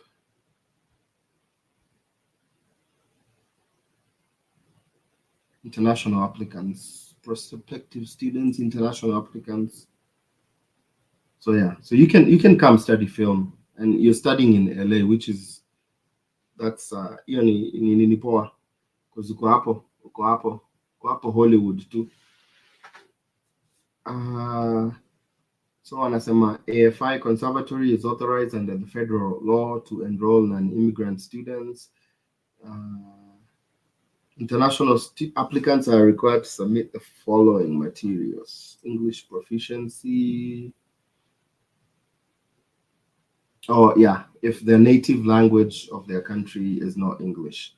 So I'm sure or be exempt as described below. Proficiency test exemption request. Yeah, I'm sure Kenya, you can be exempted. You can be exempted. It can be exempted. I was thinking I like this thing, but I don't.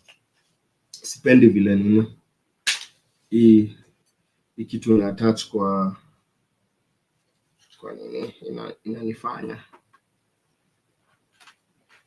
simu yangu. Hata nini, let me adjust my phone so that iache kuwa awkward niki nini iache kuwa awkward.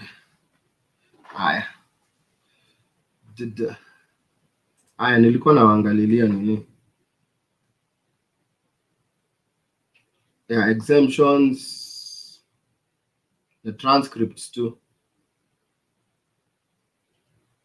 I-20 application. So yeah, na ni mtu wa photography by the way. Yeah, shule ziko mingi. Ukiingia tu Google tu utapatana na hizo shule. How are you doing? Mimi niko poa sana. Watu wa YouTube, watu wa TikTok by the way mmehata sana. Nilikuwa hapa live pole nilisahau kuachanua, but nilikuwa hapa live YouTube, tulikuwa tunaongea about M1 visa na tumekava vitu mingi. Chekini hiyo video ikisha drop, but it was a very good discussion.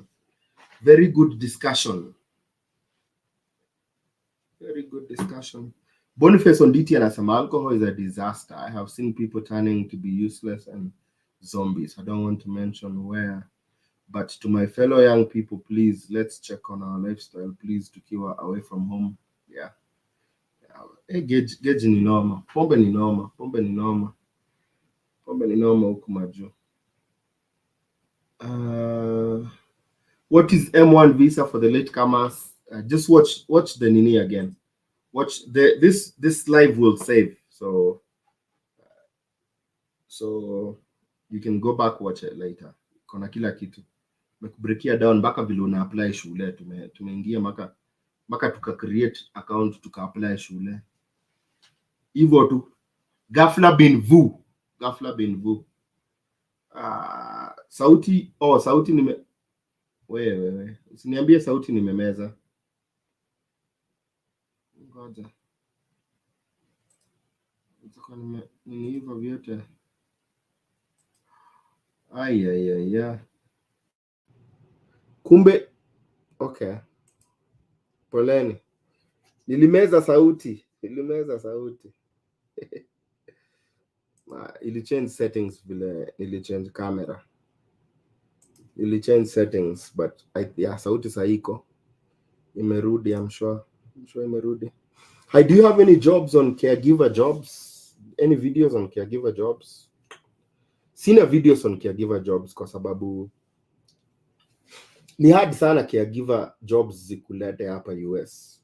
Ukifika US caregiver jobs ziko, but in terms of kukuleta labda atumie EB3 na ni ngumu sana kuconvince nini ati, because so many people wanaweza fanya caregiving hapa US, so it becomes so difficult to do.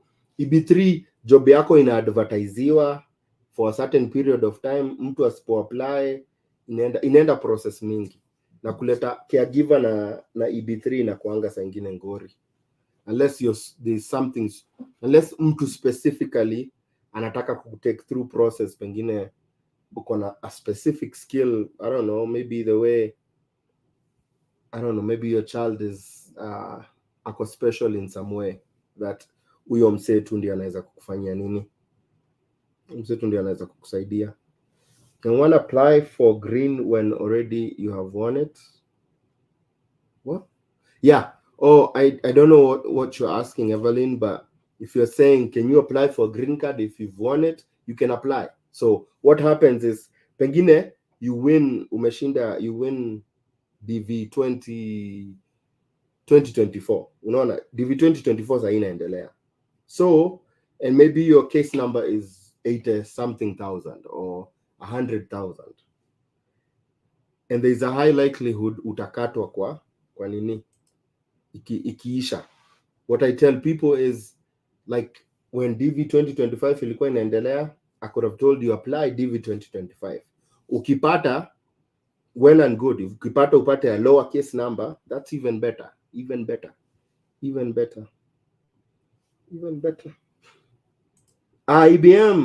IBM tunafaa tuongee sana, by the way.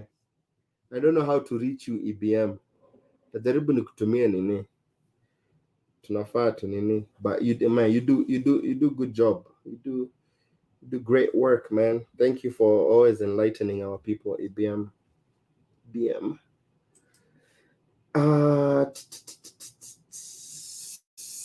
Ati kwani Kenyans wako majuu hamna content ingine apart from green card? Hey, you're funny. Oh, IBM scholars are saying that most community colleges wanayo film and photography. Mfano, Moorpark Community College. Nilisoma hapo. Ipo Ventura County, California. Yeah. California is a very good state kusomea hiyo filmology ama nini ama photography. Mesikia Moorpark College, 45 to 60 minutes from LA.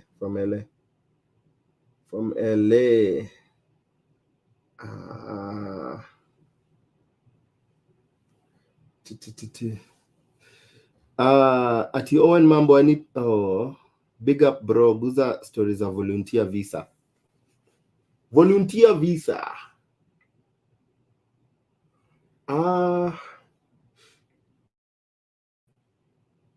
Nilikuwa nafikiria story ya internship visa. Actually, internship visa, if you don't know about this, check out UN has this internship opportunities that I know watu kadhaa, so many people in Washington wamekuja nayo. So check out nini UN, United Nations, they have internship opportunities. You come here intern, alafu unatafuta tu njia ya kuingia, mguu ya kuingiza tu ndio shida. Ukiapply for interview date ya work visa, then before their interview unapata green card, utafanyaje? Ukiapply for interview date ya work visa, it depends. Work visa, because work visa also has a backlog. Apply zote mbili. You can have two processes going on. One work visa and the other one a DV lottery. And itakuja kwanza ikuje kwanza. Wakishakupatia wata withdraw hiyo ingine. Wata withdraw hiyo ingine. Kuna maswali ingine watu wa YouTube. I mean, that was a good session. Very good session. Very good session. Can you talk about business visa? What did you want me to talk about business visa? Business visa. Like, because there is a business visa, like the B1 visa is a business visa, but it's a non-immigrant visa. Or are you talking about a work visa? Work visa, business visa are two totally different things. Business visa is the B2 component of the B1, B2. B1 business. I'm sorry, B1 is business, B2 is tourism. So, or did you mean something else?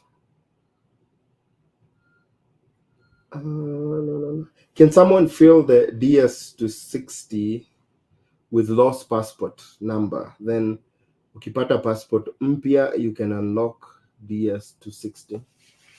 I suppose ukitaka nini, ukitaka process iendeleage, if you have an old passport, you can do that, and then ukishapata nini mpya unaandikia Kentucky consular, alafu wanakuandokia. Yeah, but to avoid all that, jaribu nini, make sure your passports ziko fiti, especially kwanza kama unangoja DV, utaki kuchelewesha. Cinematography itakuwa under M1, itakuwa under F1. Yeah, M1 is usually hizi vitu za trades. Cinematography is more F1, more professional. Baba, do I have to equate my results? I did my... Daniel Ochenga anasema, do I have to equate my results? I did my whole secondary school in UG, but I'm Kenyan now, doing my BSc in cybersecurity in India. I'm a prospective of the DV. No, you don't need to do anything. You're good. You already have the UG certificate. Yours will be different because unlike, I'm sure UG has a way of verifying their certificates. So I would see what Uganda does. But you are Kenyan, but you did your high school in Uganda, I'm sure there's a way. Either way, yeah. But you also have a BSc. You also have a BSc, which is also good for you. So I would see what Uganda does, because what Kenya does is Kenya does, when you confirm, NEC usually confirms with the embassy your certificate. What kind of questions are asked when you are in a work visa interview?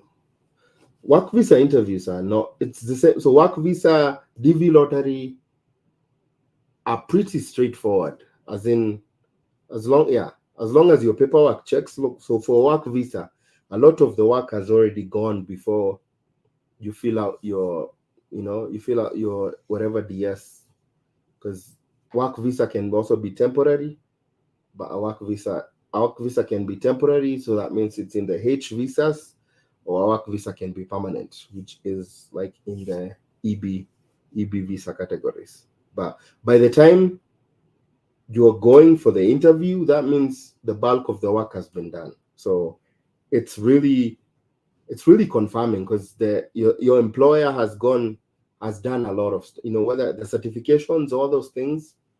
Yeah, the government has scrutinized your employer to the point they issue them with a certification, whether it's a PAM certification. So it's usually, confirming. It's like the DV lottery interviews. They'll confirm if you're bringing your spouse, then they'll ask about your marriage. If they're, they'll ask about maybe, how did you learn about this job, stuff like that. But it's very straightforward. Are we allowed to tip you? Yeah, you can tip me. There's stickers. There's stickers, I think, on YouTube. If you click on, then there's a way. Wait, let me show you what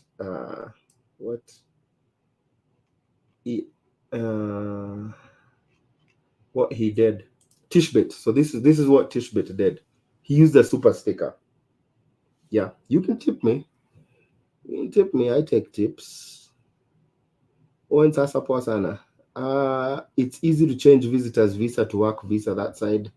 Nothing is easy, man. But it's doable.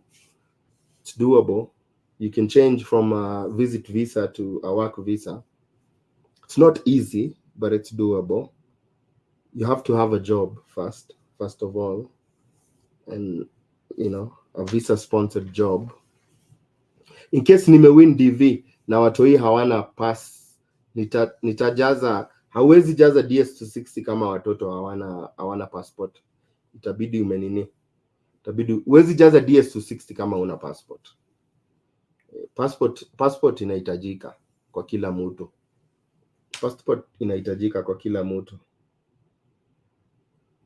Anthony Ngigi,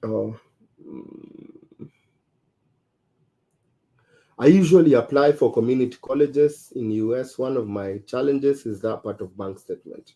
What can I do if my bank statement is not that good?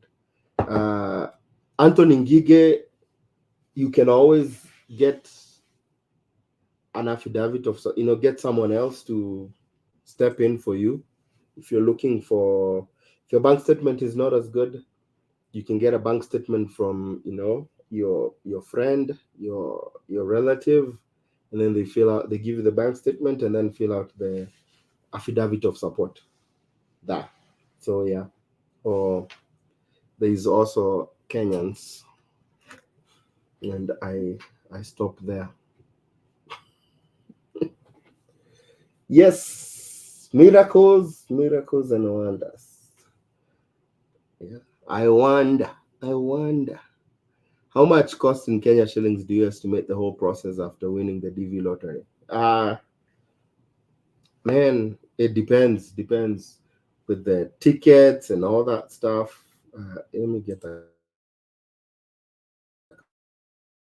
calculator. It depends, Aki. It depends on so many. The number of people you have, but if it's as simple as just you, nobody else, I think, yeah. Where's my calculator? These calculators, man, they've made us lazy. So, thank you for that. Thank you for the help me.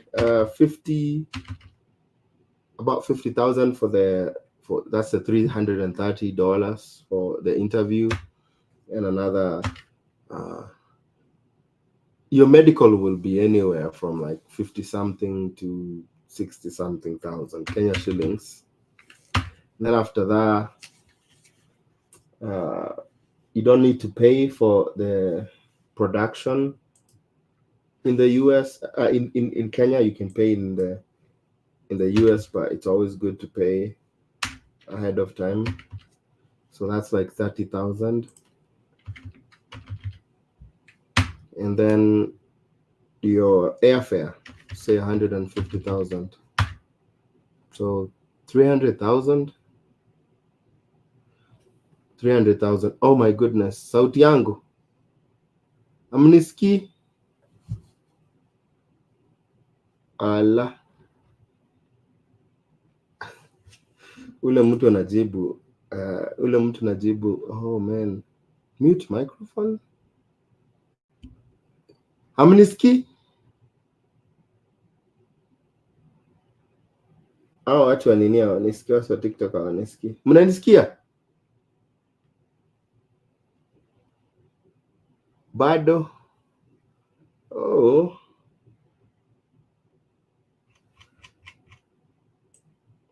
amunisikii, sijui ni nini mbaya.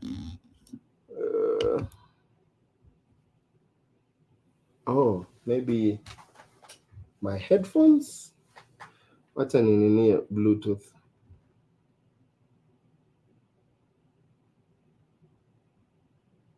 Wow.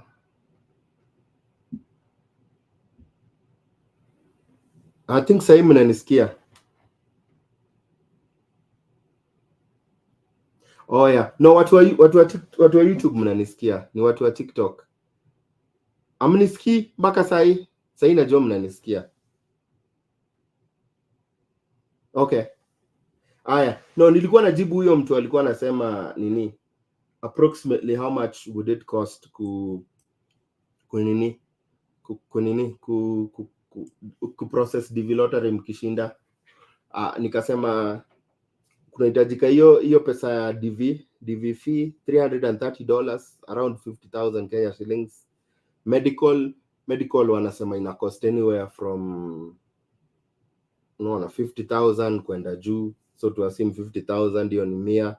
Alafu kuna hiyo ukishapata DV kuna hiyo $220 ya kuprint kadi hiyo DV card, hiyo ni kitu 30,000. Alafu fare around 150,000, so 300,000. Na usione kama ni pesa mingi. Chukua loan. Watu wengi wanachukua loan, wana process, alafu wakisha process wana nini, unakuja hapo unalipa. Haya, Can I get a school for animations and arts? Yeah, Bobo Sweet tunaweza. Hata hii shule iko hapa hivi. AFI Conservatory. Wako na nini? Unatafuta nini? Unatafuta arts, animations and arts. Yeah. I'm sure editing, juu wako na cinematography, directing, editing, producing, production design, screenwriting. Ziko animations, because that's a big thing now. Can I apply for a B1 visa and an M1 visa at a go? Why would you want to do that? Apply one at a time. Both are non-immigrant visas, so apply moja, ikikataa, apply ingine after. Yeah, you don't have to apply both of them at the same time. Apply one. If one is denied, you can move on to the next one. Yeah, but I would start with an M1 visa. Start with an M1 visa. Hello, niko na interview next month. Oh, thank you, Undisputed. Niko na interview next month na my KCSE certificate haijatoka. Can I use a result slip?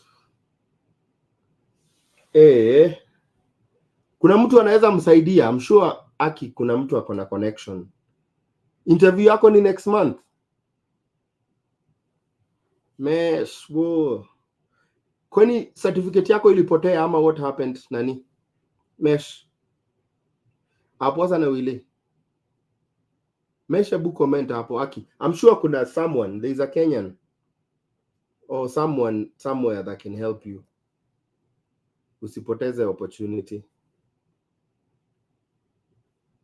Your original certificate, did it get lost or what happened? Yeah, I'm sure there's Kenya miracles do happen. You just need to find a miracle worker. And I'm sure all these people know. Nini? Utapata miracle worker and you'll get your certificate. Kenya tu chai kidogo you'll move mountains. Oh, James Nyaga watching me from Boston. Keep it up. Thank you, man. Thank you, man. Adonis Ben is saying, I was denied a Canadian visit visa on the basis of my assets and financial funds were not enough to prove that you will go back to your home country. And my job was not sustainable. What should I do next? Actually, Adonis, do you know if that's the case or did you get just is that just the generic form they send you? Because the generic form they send you doesn't give you very much information. If you get denied a Canadian visit visa, what you can do, if you really want to know why they denied you, which is the difference between US and Canada, is Canada has GCMS. GCMS are notes from the visa officer. And those notes will tell you exactly the reason why that visa officer denied you the visa. To be able to get those GCMS notes, you need somebody who lives in Canada. Yeah. Some people do it at a fee, but if you also know somebody in Canada, they can request them for you. So find the GCMS notes.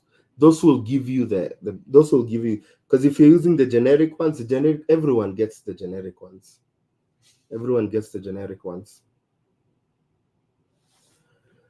Yeah.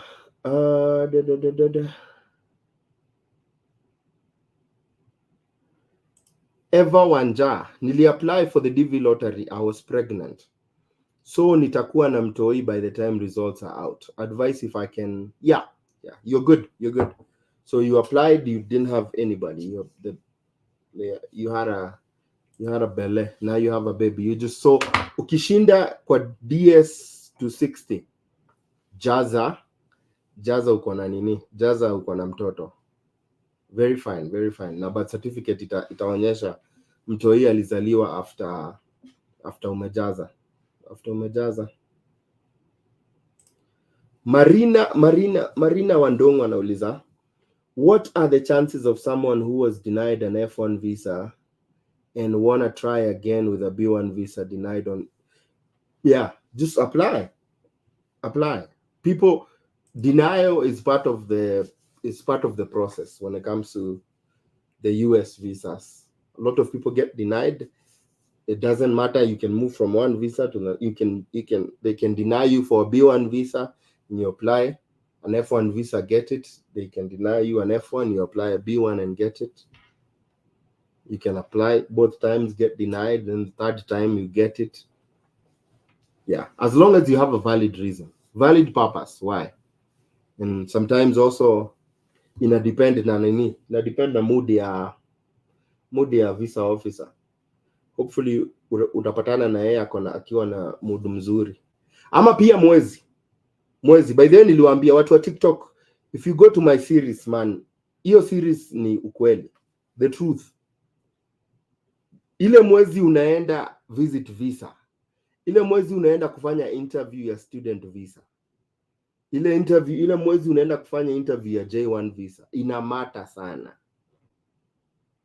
Inamata kwa sababu kuna miezi wanapeana visa, kuna miezi wananyimana visa. Niliwaambia mwezi ya December ni mwezi mbaya sana ya visit visa, na utapata hiyo information kwa series yangu. Kwa TikTok. Nilifanya research the last 7 years and it is very constant.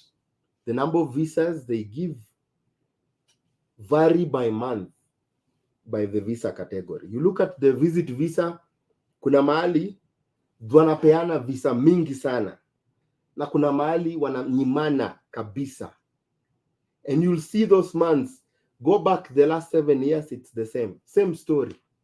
Yani hii mwezi ni mbaya, usiende interview. Yeah. Hiyo series iko hapa kwa TikTok yangu. Ukienda kwa The Kenyan American Home, uende kwa bio yangu. Ukienda kwa bio yangu hapo kwa bio utaona series. Click your series, utapata series ya student na series ya visit visa. This is the truth. Hii ni ukweli by the way. Na hizo numbers zinakuambia. Ukienda jumi nilichukua data. Partly the data nilishare kwa live ya leo ilikuwa ya hiyo nini. Tuliangalia tu miezi kadhaa. But nini iko constant. Kuna zile miezi tu wanapeana. Hizo miezi zingine tu ni pink slip. Wewe unangangana na hiyo mwezi, unashindwa, unanyimwa. Kumbe ni mwezi mbaya unaenda. Watu wengine wanaenda wanapewa. Unajua kuna mwezi unaendaga by the way, na uta notice from, because I like to listen to people's stories. Uta notice watu wakisema ati nilienda line ya watu 20. Wote pink slip, mimi tu ndio nilipewa visa. Ukiangalia hiyo mwezi kwa kalenda unasema ni ukweli. Watu wengi wananyimwa sana hiyo mwezi. It is very true. Hizo some factors by the way zinaweza swing kama utapewa hamuta. Hiyo mwezi unaenda interview, hiyo nayo ni guarantee, ni ukweli. Hii ni data, statistics. You cannot dispute the statistics. The last 7 years ndio nilichukua data ya the last 7 years. Nitakuwa nina update every year hiyo series. So nita update hata hii mwaka, nita update hiyo series, niongeze data ya hii mwaka. The other thing ni mood ya nani, ile mood umepatana na visa officer akiwa. Hizo ni vitu hawasemagi but ni ukweli. Ukipatana tu mtu tu akikukosea tu, mtu tu yani, kuna mtu unamrub to the wrong way. Some people you rub them the wrong way. Just maybe the way you're talking, the way you're dressing, your mannerism, it just, yeah, maybe you remind them of their ex-boyfriend who did them dirty. And now they deny you. Na haizi kuambia ati nimekunyima kwa sababu, they can't tell you ati nimekunyima kwa sababu ati unakaa my ex. Lakini uninitu hapa hivi umeenda uko koki kama ex wake, na ex wake alimfanyia mavitu, unastukia tu amekunyima. Na anatafuta reason nyingine, anatafuta tu reason.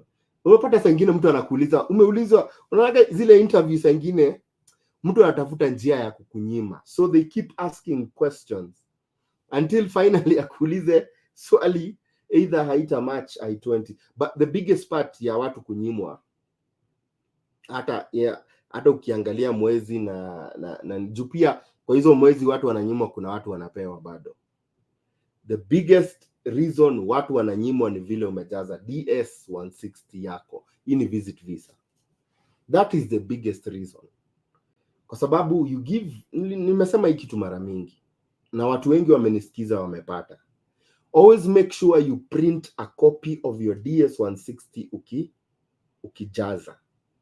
Print a copy, because nikikuuliza what did you eat last Thursday for dinner, most probably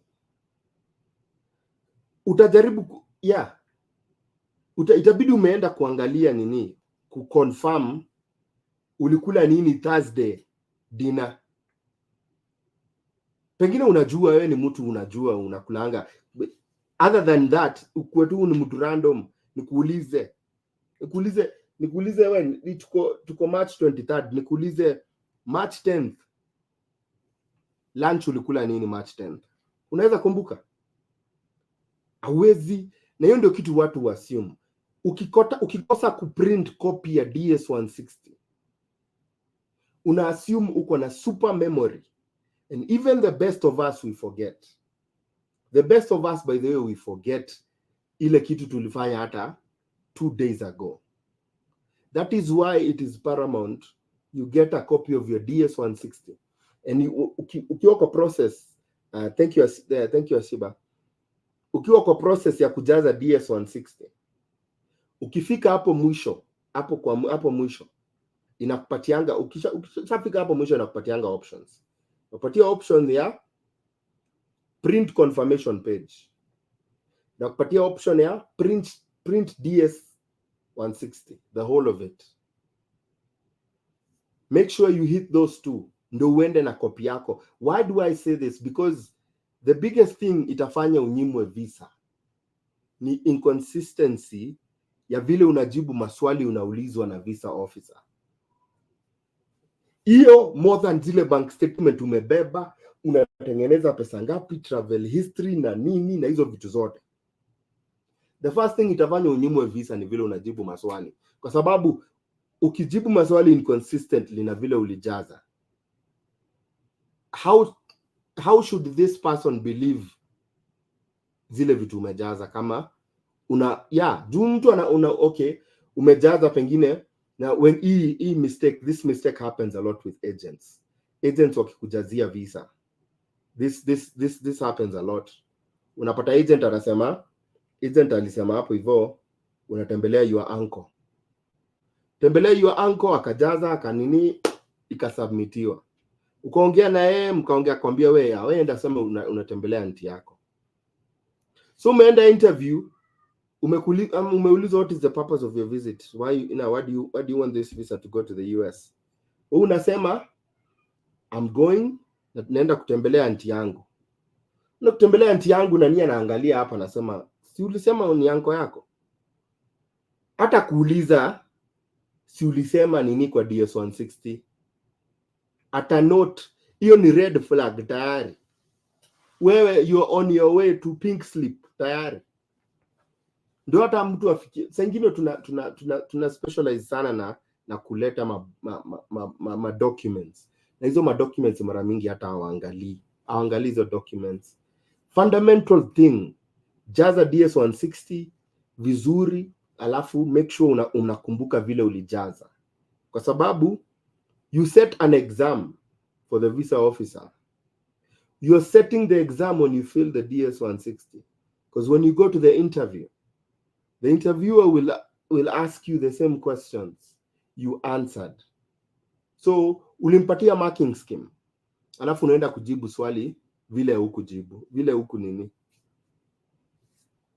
So hiyo ndio fundamental. Alafu ndio hizi vitu zingine zinakuja. Travel history, bank statement, pesa una earn, purpose ya visit na nini, hizo vitu zingine sasa zinakuja after una make sure unakumbuka. Ukikuwa consistent, unapataga hata unakuwa tu consistent. Unapataga msee amesema na what is the purpose of your visit? Naenda US kuona snow. Yeah. Generally ukiwaambia mtu ati unaenda US kuona snow, sisi mtu akikwambia ati unaenda US kufanya nini? Naenda US kuona snow. I make sense kwetu, sijui kitu complicated sana, like what do you mean? Upande ndege uende all the way to US uone snow? But that's a valid reason. Very straightforward, simple. Mimi naenda US kuona snow, sijaiona snow in my life. Nimekuwa kwa bucket list yangu. Yeah, it's on my bucket list. Yeah, alafu pia man, jua mahali unaenda. Kwa sababu huwezi sema ati unaenda like some parts of California don't get any snow. So unaenda San Diego, naenda San Diego kuona snow. Ama naenda Miami kuona snow. Unajinyimsha visa kwa sababu hizo places hakunaga nini bana, hakunaga snow. Hakunaga snow. Alafu ndio mnang'ang'ana ati unaenda kunini. Ama unaenda, make sure by the way ile kitu unaenda kusema, unaenda kufanya ukikuja ni tourism, it actually exists in that particular state. And know the state, know the place, hizo vitu unajua tu. But ukikuwa na copy yako ya DS160 itakukumbusha kwa sababu utasoma by the way nilisema hivi. So nikienda interview I need to make sure I'm consistent with what I wrote. Because unawapatia nini marking scheme. It's like teacher, imagine umeenda kwa mwalimu, unaambia mwalimu ndio hii exam. This is the exam. Ask me the question. And you're the one who set the exam and you gave the answers. Alafu unapatia mwalimu. Alafu mwalimu anakuuliza unapata wrong.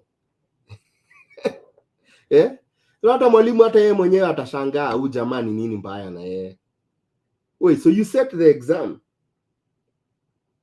And I'm asking you the same questions you set.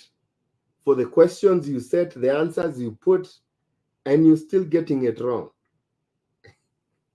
Which is why US, by the way, when it comes to agents and US is a no, man. It's a no. Unless unakuja hapa na work visa. In which case kama wewe unakuja nursing, unatumia kina Avant, kina MedPro, kina nini. Unless unatumia J1 wako na designated sponsors au ni agents. Na umepewa Bridge USA wamekwambia this is the list of all the agents wako authorized kufanya kazi. Unaenda hapo unacheki wako hapo. But otherwise agents wa kukuleta US is usually visit visa, F1 visa, M1 visa. Don't waste your money. Don't waste your money. Just go to my YouTube channel. Utakuwa umechanuka kabisa. I want to apply for a visitor's visa. The problem is whom I'm going to visit now. Then is the 500 G's enough to sustain me through? Problem is who I'm going to visit. You don't need to go visit anybody. You don't need to know anybody. You don't need to know anybody to apply for a visit visa. You don't need no invitation letter to apply for a visit visa. They say that very clearly. Yeah. Because you can go tour. You can even say unakuja kuona milima za hapa Colorado. As long as kuna milima hapa Colorado. Kwanza unaweza sema mtu anaweza tumia hii reason. Unaweza tumia nasemaga hapa kwetu Colorado Springs inakaa kama E10. Nakaa kama E10 una nini? Unaenda embassy unasema nataka kuja hapa, nasikia Colorado Springs inakaa kama E10. Nataka kuona kwa sababu kwanza unajua kuna hapa kwetu kuna wakale wengi zaidi ya I think population ya wakale hapa hivi to other tribes hapa Colorado, especially Springs, probably 50% ni Wakale, kwa sababu tumezunguka na milima hapa. Wanapenda milima. Sasa huku kunakaa I10, mnajua watu wa I10 huku ndio wanakujaga kutrainia huku wengi sana. Wanakuita Olympic capital city of the US. Unaweza kuja una nini, unakuja kuona Colorado Springs na as long as ile kitu unaenda kufanya iko hapo, unaenda. Kama ni Airbnb unabook Airbnb, kama ni hoteli unabook hoteli, na itinerary yako uko hapo. Nasema mimi nakuja hivi na hivi na hivi, nakuja square. Kama kuja hapa kwetu Colorado Springs, kuja nisalimie. Unaweza kuja hapa utembee. Kuna vitu zinaitwa Garden of the Gods, ni rocks. Inaitwa Garden of the Gods kwa sababu inakaa ni kama God alipitia hiyo garden akichonga rocks. Hizo rocks ziko na different formations, zinakaa yani kama God alipita tu hivyo. Garden of the Gods akakatakata na panga, akikatakata kishape. Inaitwa the Garden of the Gods kwa sababu ni rocks ziko. Ama ukuja hapa upande, kuja hapa na kwa nawaambia huku kwetu, ukikuja huku kwetu tutakunywa chai. Hapa kuna nini steps zinaitwa incline. Incline ni 2000 steps zinapanda kwa mlima. Kuja uchape incline. Ama ukuja hapa hivi ni Royal Gorge, uride your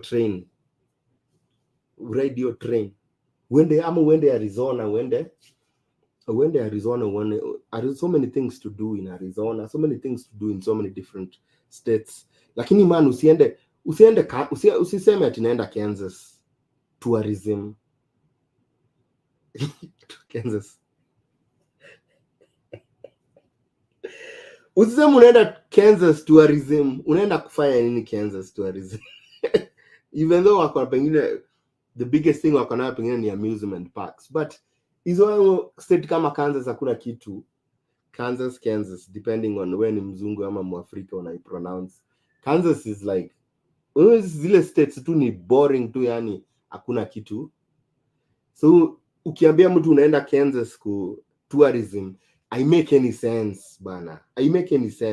Lakini ukiambia mtu unaenda New York, okay, there's so many things to do in New York. Whether utaingia New York, hit the museums, the arts nini. Kama wewe ni mtu wa arts, unapenda arts mazee, kuna studio mingi sana mazee huko hivyo, za nini za arts, museum, chakula, watakwenda kwa Times Square. There's so many things to do in New York. Unaweza enda kufanya, uende hapo Staten Island, uone Statue of Liberty.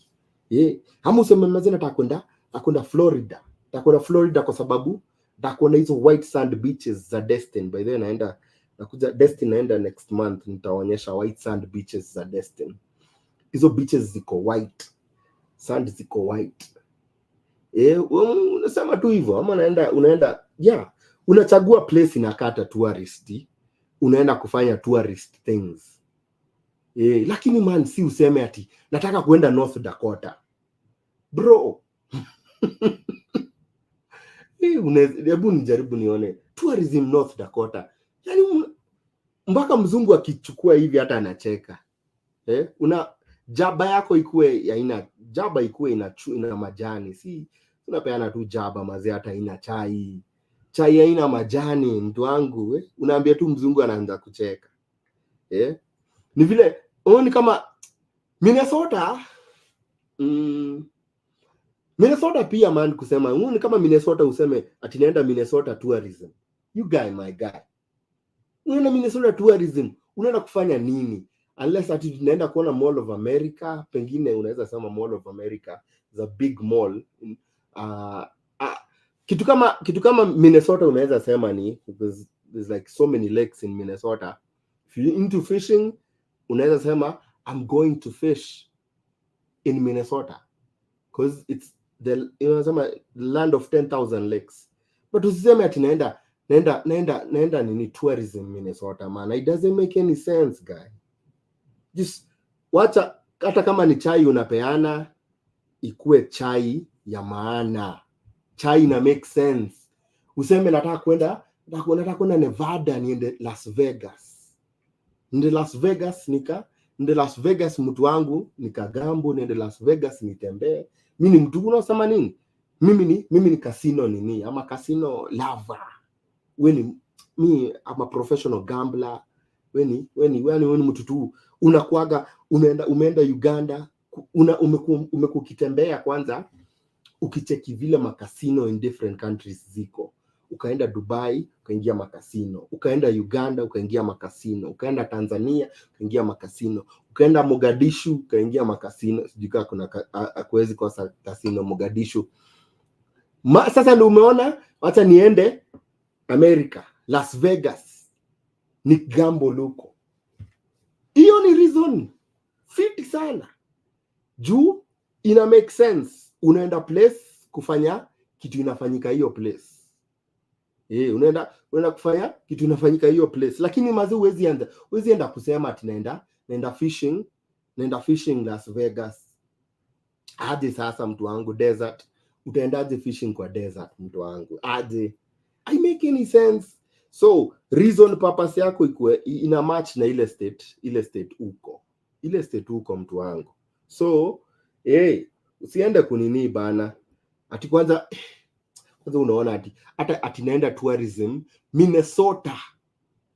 Unaona the purpose of your visit? What's the purpose of your visit? I'm going for tourism. No. I'm going to the beach in Minnesota. Sasa hiyo una apply kwenda nini? Sasa hiyo una apply kwenda beach in Minnesota ni February ama January. Yeah, because that doesn't make any sense. How beach gani unaenda Minnesota January February, huko watu wamefreeze mabolingo? I make any sense. So as in just make sure your nini iko inaingiana. In case upate M1 then my state ikue kama ile mtu ako na $200, itaniallow kuchapa wera chini ya maji ama naweza piga kazi kama mraia.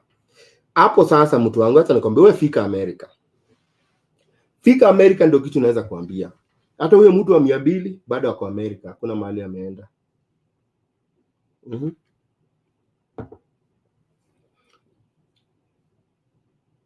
What are the chances of getting a US Canada visit tourist visa using someone's bank statement? It's just how you present yourself kwa embassy. Presentation. You ready for the interview? Unaenda hapo confident na nili. Watu wamepata nini visa na bank statement za beshte yao, bank statement za MP wao. Vile umejipanga mtu wangu. Presentation.